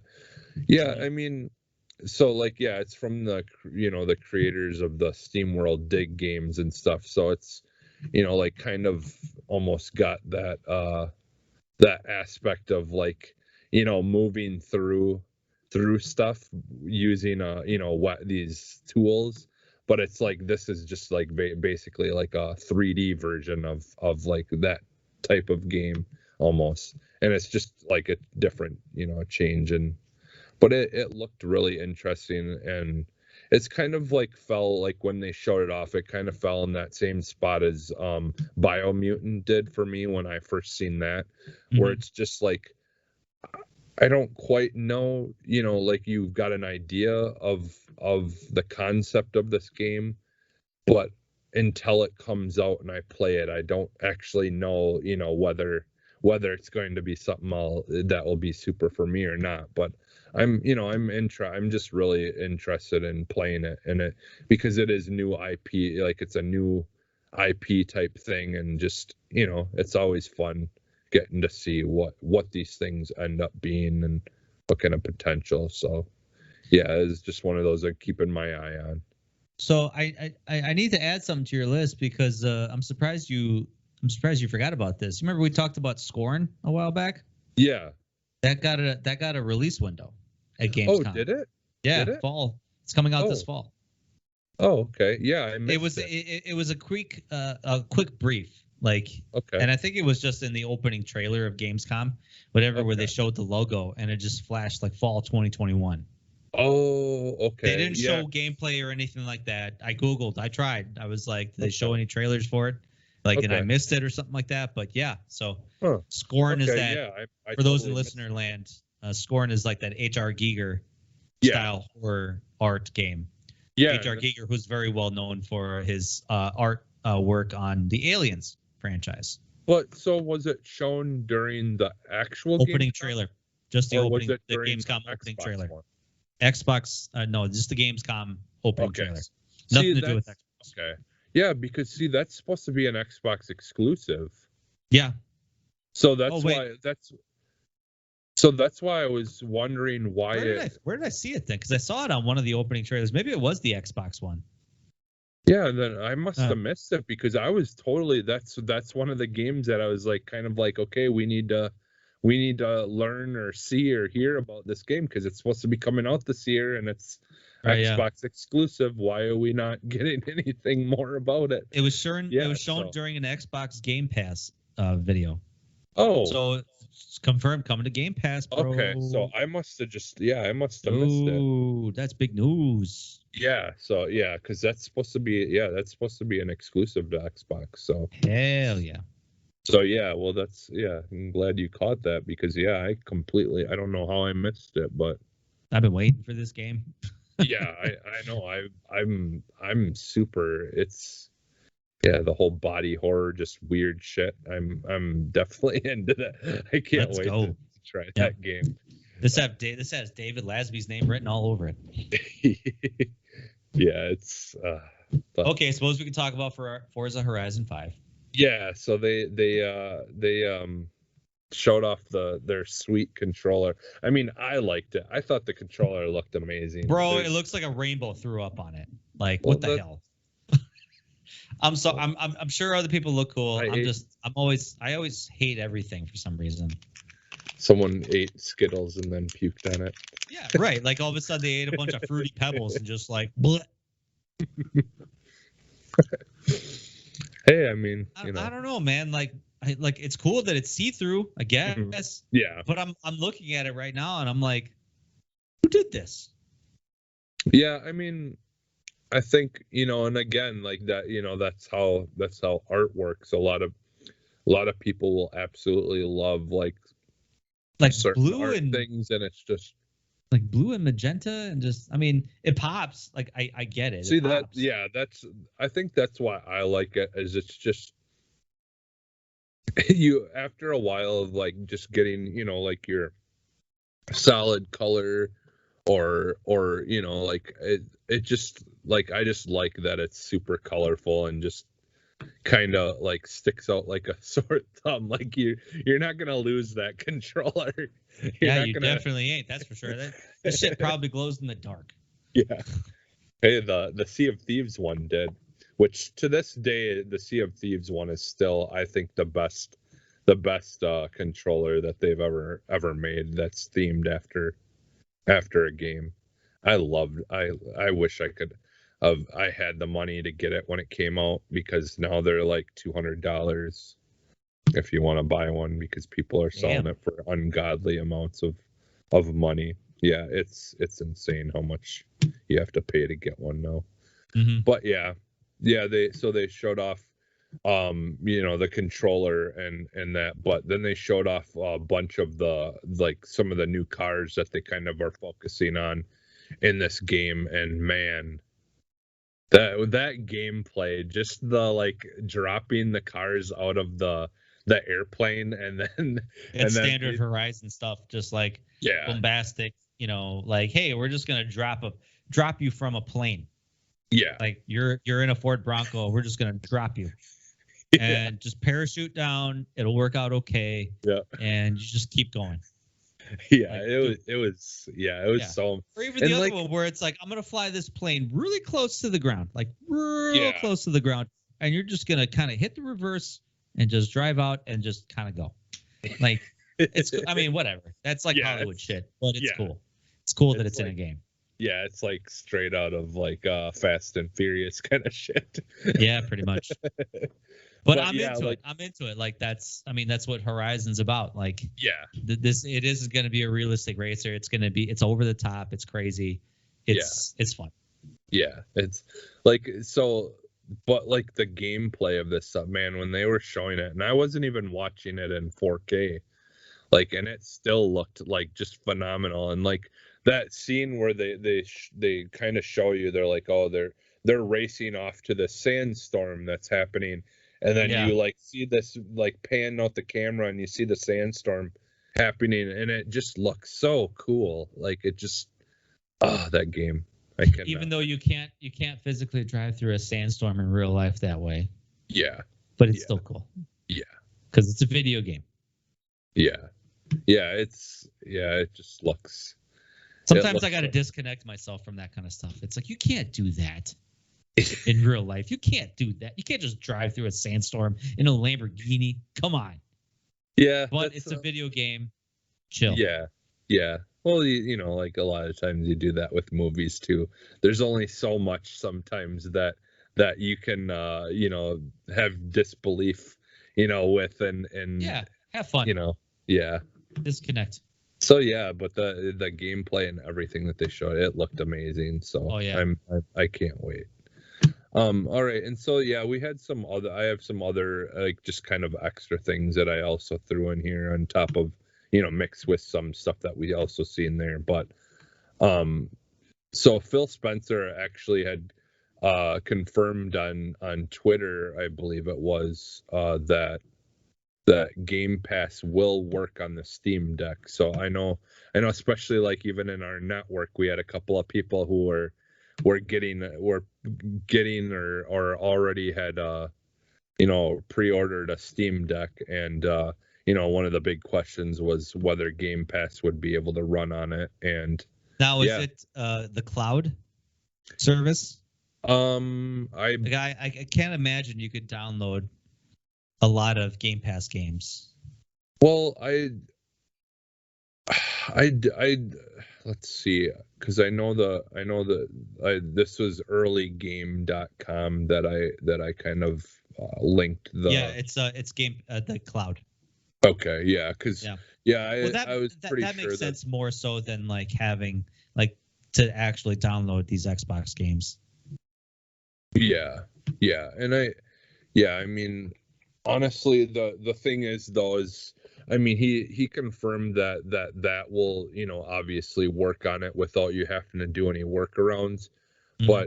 But I mean, if you put Windows or whatever on this, on the console itself, you could potentially just run the actual Game Pass app on it. So I mean, like we knew that it would be something that you could do if you know what you're doing to load other things onto it or whatever. But yeah, it's not just the Steam Deck. I mean, you can load other programs onto it. So yeah, if you just download the Microsoft app or the xCloud app or something like that, I mean, you could play Microsoft games on your iPad if you want to.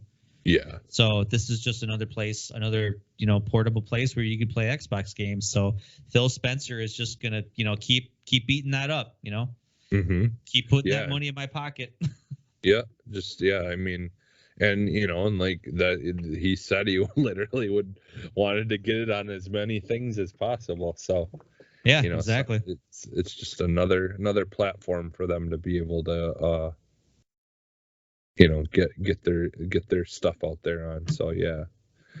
All right, and then so then we also had Halo Infinite. There's some Halo Infinite update stuff.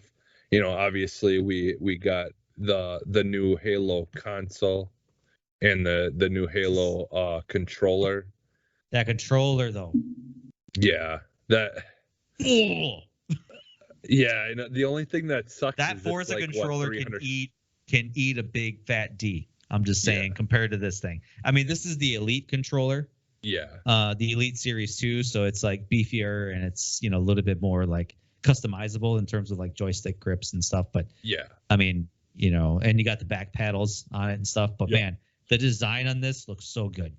Yeah. If you even zoom in on it, it's got a little wear and tear on the cracks. Yeah. Nice. Yeah, and I liked the kind of the cool, like, the little port thing in the back of Master Chief's helmet, like that's even on the back of the controller and stuff. That's it definitely was an amazing looking controller, and like I really liked the console too. Like I thought that it just looked awesome. Like like it's subtle. Naturally, like, both of them are sold out. Even the controller. The controller's $200, and it's sold out pretty much instantly. Yeah. That stuff, man. I mean, unfortunately, I'm sure there are some people trying to get it for resale or whatever, but yeah, they're those consoles, like, still to this day, like if you have those special edition ones, they still hold a pretty good price for resale when so even years after.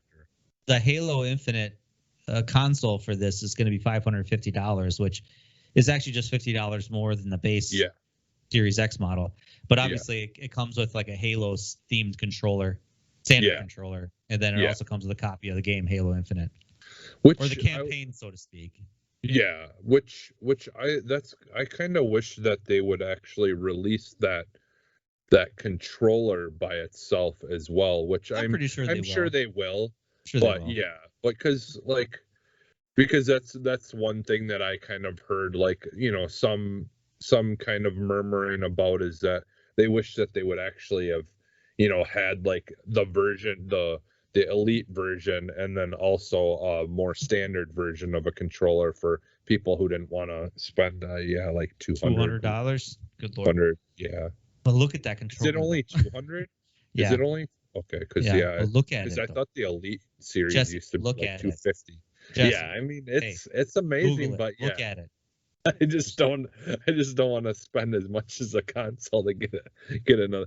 Look at it, Jesse. Come on. Well, and I got burned because I have the Series. You're not 2 going to get Elite burnt by controller. this. You're not going to get burnt by this. I have the Series 2 Elite controller, and it's yeah, but this is the Halo one. This is the Halo one. This is better. Well, it definitely is better. No, actually, my Elite one, the rubber started kind of peeling. So like right on the grips, like where you grip on the bottom, like a lot of that started to peel off a little bit, and just when I move around, like it just kind of shifts. It's kind of annoying. Yeah, my what's wrong on mine is one of my bumpers. I think it's my BR bumper is like I BR. Your RB bumper, right? Yeah, RB. Yeah, I have to push it like all the way down for it to register. It doesn't. You can't just tap it to. You have to like push it down hard for it to register. That's the only problem. But my workaround is I just programmed one of the paddles underneath to be that button instead. There you go. So yeah, but I mean, it's still kind of a bummer though that it's not working after like only having it for a month. Mm-hmm. So, but all right, yeah. We did get an announcement that actually Halo is coming out December 8th, though. Yeah. So we have an official launch. Yeah, of the multiplayer and the single player game. Obviously, as we talked about last week, there's going to be no co-op campaign or the Forge mode at launch. Yeah. But at the very least, we got a date, so December 8th. Yeah, December 8th. And then, the one other thing that this kind of was just some extra stuff that I had learned about. So with the Battle Pass progression in Halo Infinite is not going to be based on XP.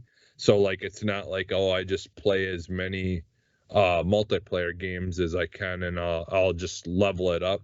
They're actually doing it where, personally, I like better is you actually do challenges that when you do the challenge, it will level up your Battle Pass, which that's kind of. So it'll actually encourage you to do more. Yeah. Instead of just playing one game mode.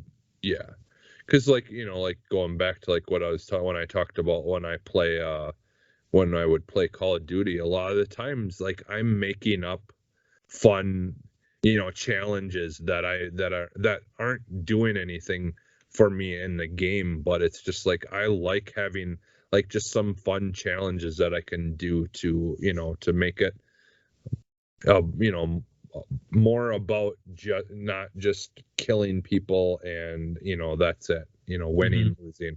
Actually give me something fun to do while I'm playing the game. So yeah, that's one of the things I do give credit to Fortnite. Like I do like that's how I kind of look at this, is I feel like it's going to be very similar to what Fortnite does, is where they have these like challenges that are based on the certain characters on the map or whatever, and you do those things and then you get XP for finishing them and upgrade.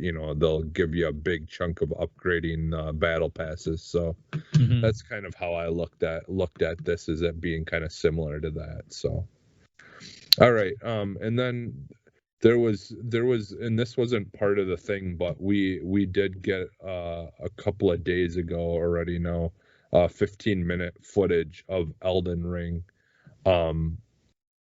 And they kind of like really talk about, or kind of, or really show like what's going on in the game and how you play it.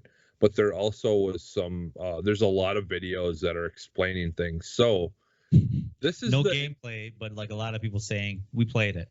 There's no, this is like the interesting thing about it is, so like this game is like just straight up a mixture of their three main games that they're known for making. It's a mix. It mixes the Dark Souls, it mixes Sekiro, and it mixes Bloodborne, and it's like all those games and mechanics all kind of mixed together to make it like, like a hybrid essentially of all the games they've made in the past.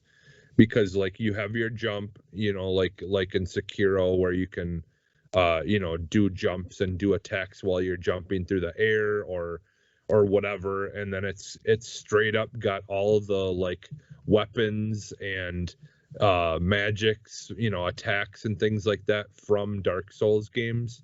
So like you're like all the stuff that's in Dark Souls, like you're essentially going to have that in here and more. Like it literally straight up is just all their like attacks, weapons, everything in it. And then it's got, but it's the whole idea of this game is it's just going to be a much bigger like play your way kind of experience, even more so than what they've done in the past. So like they really are just, it's just about freedom, like they said. Like it's about giving people the freedom to play the way that they want to play. So yeah, I mean it looks amazing, like from the footage that they showed. It looks awesome, but yeah, like I was kind of surprised though. I did not expect it to just basically be like a different version of a Dark Souls game. Like of literally their Dark Souls game. Yeah, pretty much just what I'm reading. Like there's actually even stealth mechanics in the game. Yeah. Where like you can actually pick and choose. You can pick and choose like whether you want to attack enemies head on, or do you want to sneak and maybe kill a couple and thin the herd a bit, or you can bypass them altogether, even going to your objective. Which honestly, like, yeah, I mean that, because I was just kind of like, I'm excited to see what exactly it was going to be, but that was like good news to me, because like I really like I've said in the past, like Sekiro is the only game of theirs that I really truly got into. Mm-hmm. And for them to take that style like that was in Sekiro and move that into more of their Dark Souls kind of stuff, that definitely, for me personally, that makes it a lot more satisfying and pleasing to my ears. So yeah, another thing I read about this game is that this game actually has a map. Yeah. Like it's a I mean they had said previously that it is kind of an open world. So it's a little bit different than their previous games, because their previous games are kind of more linear based. But you actually have an open world map, and you can actually pin targets or like pin objectives, like I want to go here, I want to go there, and stuff. So it's kind of cool. Which because like I've said before how I feel about Dark Souls. Like I it's not that I hate those games or anything like that. Like like they're just not for you. It just wasn't for me. It wasn't enough of what this sounds like this is going to be for me. So like like this is going to be more of the kind of game that I'm interested in. But yeah, so all right. And then we got the Saints Row reboot.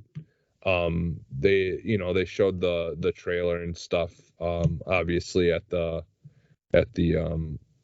show, on the show, but then there is also some actual deep dive videos that you can go watch on the Saints Row YouTube page.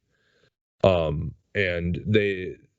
there was a couple of people, there's some people were confused by some of the wording and stuff of like when they first announced it, and so they kind of released some deep dive stuff to kind of clear things up a bit.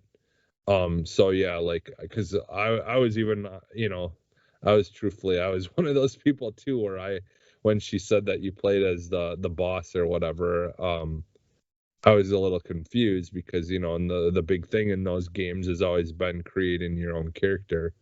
Yeah. And so it sounds like I wasn't the only one that accidentally took it that way or whatever, but yeah, they cleared that up, that this is going to be like one of the most expansive, like broad, like creative characters that they've ever done. So like, yeah, Well, yeah, because they have more tools at their disposal nowadays with the new systems. Yeah. So, Yeah. but what a lot of people, what I read that didn't like was like, so the Saints in all the previous games were like these big badass gangsters. Like we're talking like, they were like hardcore gangsters that didn't give a shit about anybody. You know, they always came in and they were like larger than life.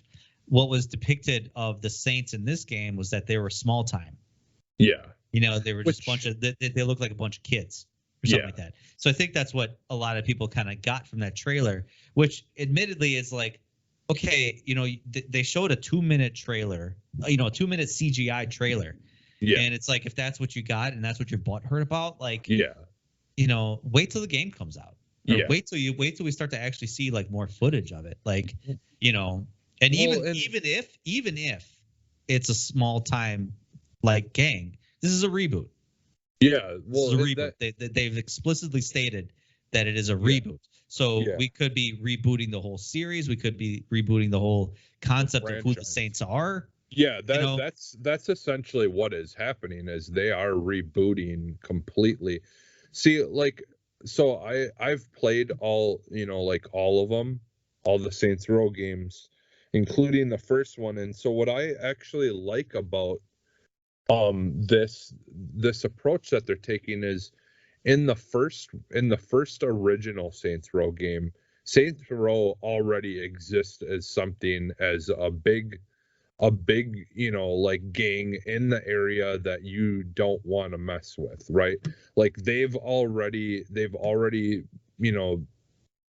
built their turf and all that stuff. Whereas the reason why, like, because some of the things people even complain about is, oh, there was not enough purple, or there wasn't enough this or that, but if you watch the trailer, there's the scene where they've got the whiteboard and he's writing all the things that we need to do. We need to come up with a logo.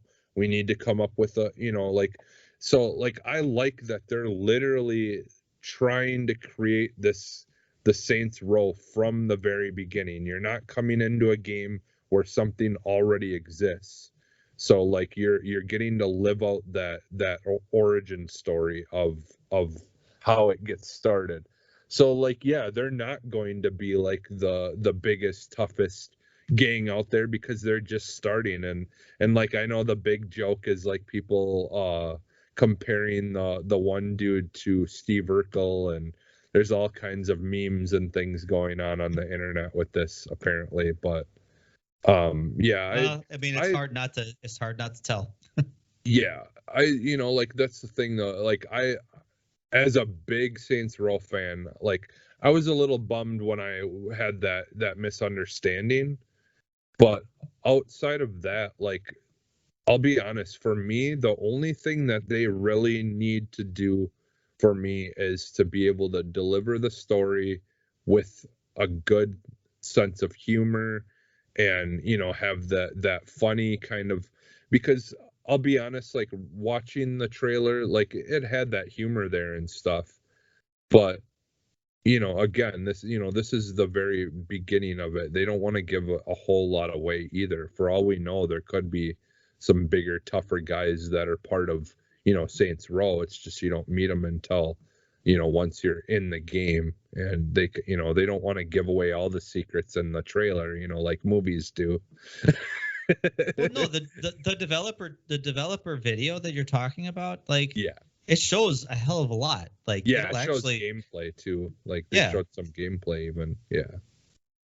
But so it's I'm I'm excited for it, and as a fan, I did not, come away from this like really having any kind of negative thoughts about it. Like, like you said though, like we knew this was a reboot, so you've got to expect there to be new characters, and like they just wanted to start completely over, and it sounds like they're coming from a good place of like being fans of the game and stuff themselves, and wanting to pick the best things of those original games and bring it forward. So yeah, I mean I think it's going to be something that ends up doing well, as long as people haven't made up their mind already, right?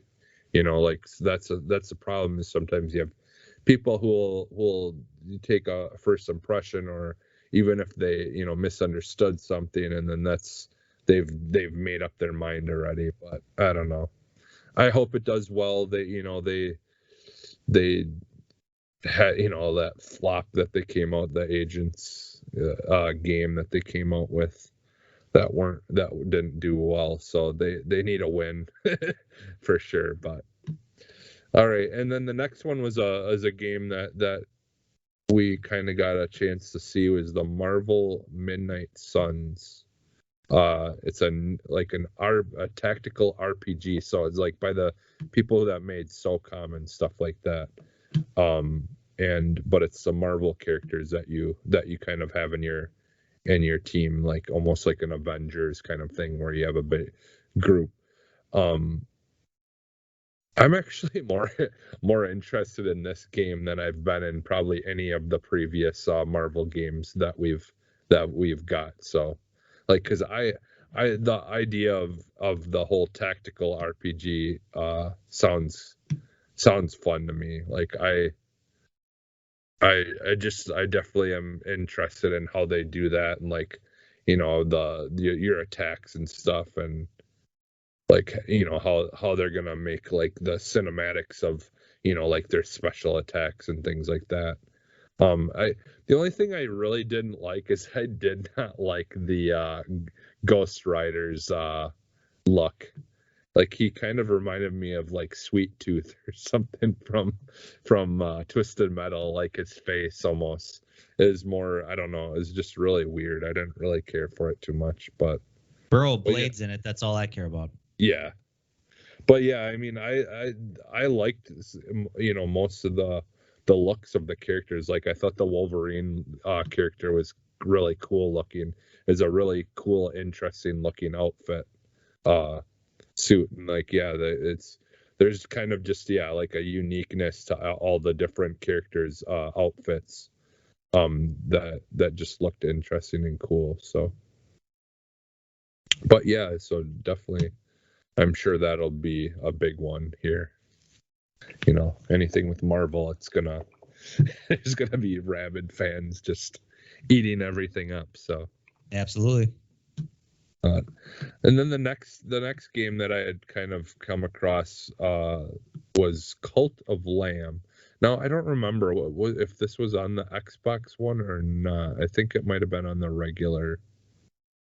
I don't know, but yeah, the Cult of Lamb. So like it's essentially Animal Crossing, but like Nintendo, you're creating a cult.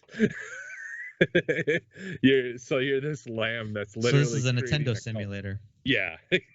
It's yeah, it's Animal Crossing with cult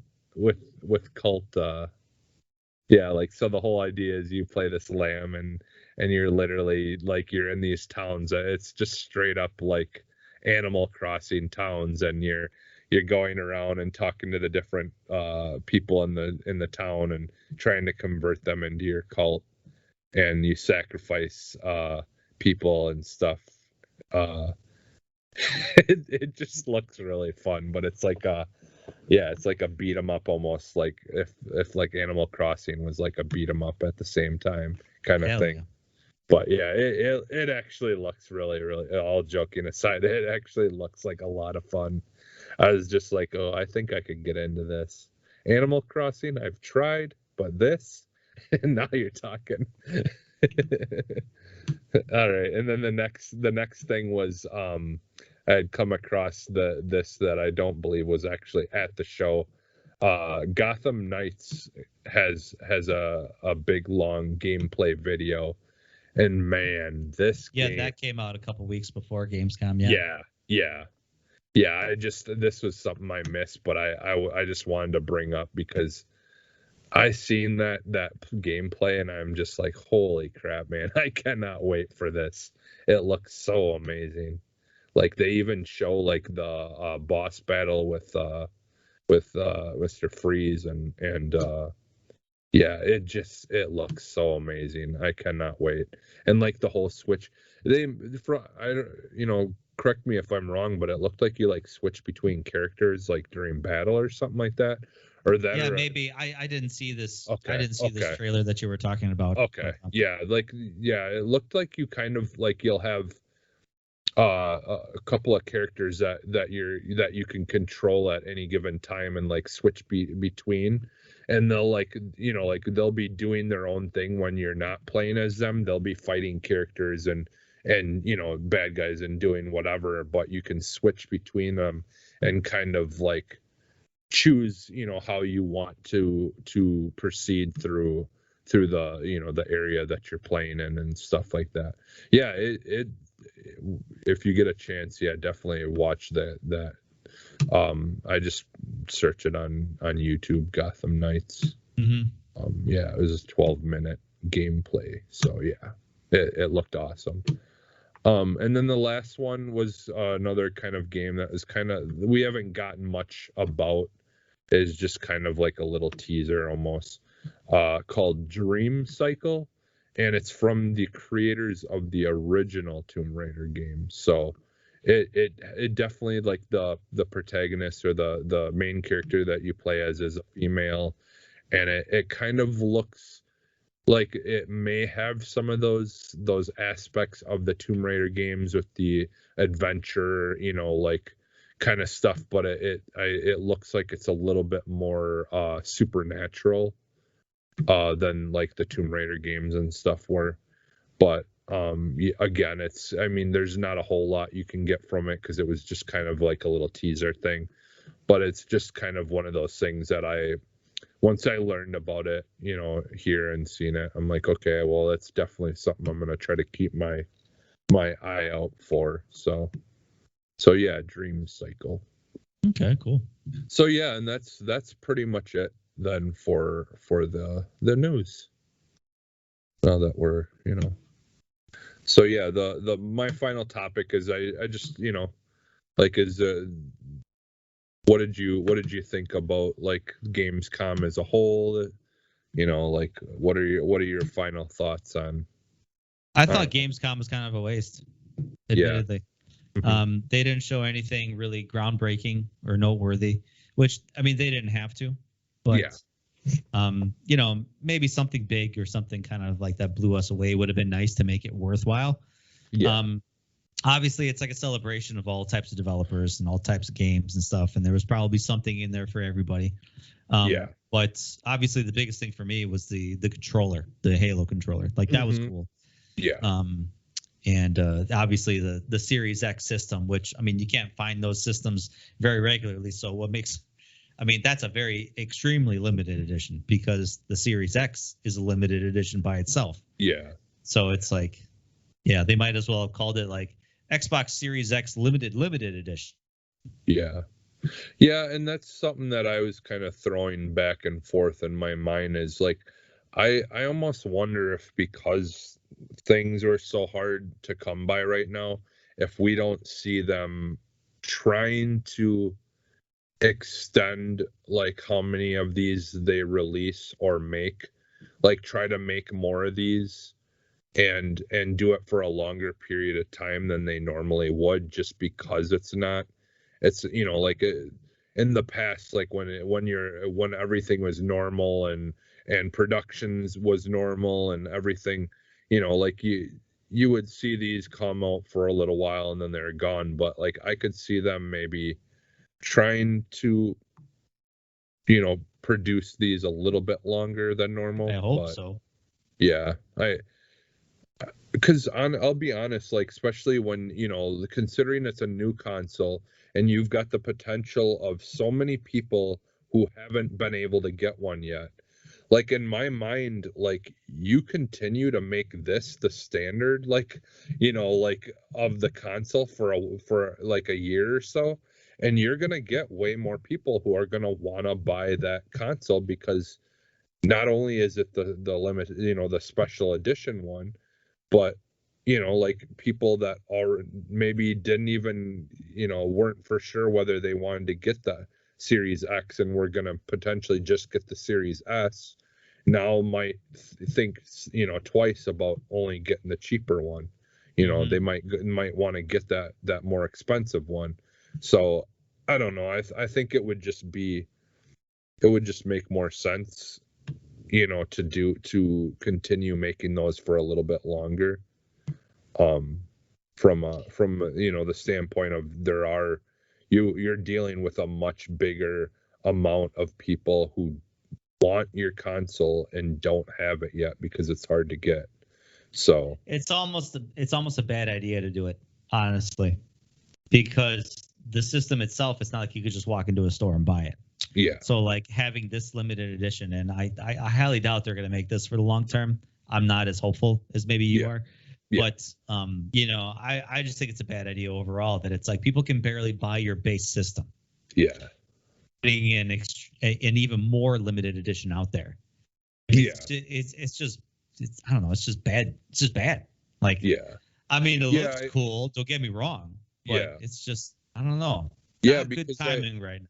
Yeah, because I think we even talked about this on previous episodes of like, I don't remember who was all on it, but we talked about them whether they would even release a special edition console during this time when it's really hard for them to make the regular ones. But I was pretty sure that they would. Still, just because like like in their mind it doesn't matter because like like people are going to buy consoles whatever it is regardless, but because it's in such high demand. But yeah, I don't know. Well, I'm not even really hopeful that they will do it long term. I just think it would be a good idea for them to do it that way. But they should do it. Yeah. Because like I said, it's going to bring more people and keep that enthusiasm of wanting to get your console. It's just going to make that a much better chance that they stay interested in buying it. So yeah, I do agree with you. Like I wasn't disappointed with the show, with the shows, like because there was definitely some stuff in there that we needed to know or whatever, but there was a lot of filler around a lot of the things. I do feel like that would definitely turn a lot of people off, like you're more like people that aren't quite as interested in deep dives and things like that. But I liked it for the most part. But yeah, there was some letdowns. I feel like I would have liked an actual like legitimate segment talking about that the game that they just flashed was coming, and to Game Pass, like instead of getting these deep dives on games that we already kind of know a lot about, that we I think that's part of my problem is like giving time to stuff that doesn't really need it and then not giving enough time to the things that like obviously I left Psychonauts 2 out of this, which had a big section, and I get it, they're trying to do that one last push to really sell that game because it's going to be out. But at the same time, it's like, well, did we really need to have that big, deep, Yeah, no kidding. I don't know. Like, they're like they're doing what they feel like they need to do, but I do think there are some aspects of how they kind of did the show that could have been better, but overall I did enjoy a lot of the stuff from them. So yeah, that's to wrap it up. That's kind of my final thoughts. So yeah, I mean, like I said, I know there probably wasn't much to show at that point, but yeah, it's fine, whatever. Like I said Yeah. earlier, maybe sometimes there's a lot of developers that say like we have nothing meaningful to show, and we're not trying to prep for an awards ceremony or awards, not awards, but like a convention. yeah, We're not trying to take development time away to work on a convention showcase. Yeah, Like yeah. we want to work on the game, and I respect that. yeah, and I mean, like obviously Xbox wants to make sure that they're giving the developers and these teams the time to really sell their product, and and make sure that they're getting stuff out there. It's just it's not always for everyone. So Yeah. Yep. But all right, well, where can people find you, Stoy? Well, I'm not only can you find me here on Arsenal X, you can find me on the EXP cast. I basically host another video game podcast, part of the Boss Rush Games Network. So you can follow us on Facebook, Twitter, and Instagram at EXPcast. You can also follow us on Discord as well. We are on the Boss Rush Games Discord, and I'm on there. I pop back and forth everywhere. So yeah, so we put out episodes Mondays and Thursdays every week. This week it's only going to be on Thursday because Josh, one of our members of our show, hosted a video game tournament today. Actually. Oh, okay, nice. Yeah, so we can't wait to talk to him about that this week. Yeah, that should be fun. That'll be a fun topic. Yeah, it'll be interesting. It'll be interesting to see how it went. So yeah. All right, yeah, and you can find me almost everywhere as Phantom and XS, and yeah, like Stoy said, definitely go to the Discord, and yeah, if you got questions like we had at the top of the show, we'll answer your question, whatever you have. You can ask us about anything. Yep, anything. We're an open book. So yep. All right, so we'll throw up the X as we exit. You guys have a great night. Take care. Day. Take it easy. Great week. Great year. See you next week.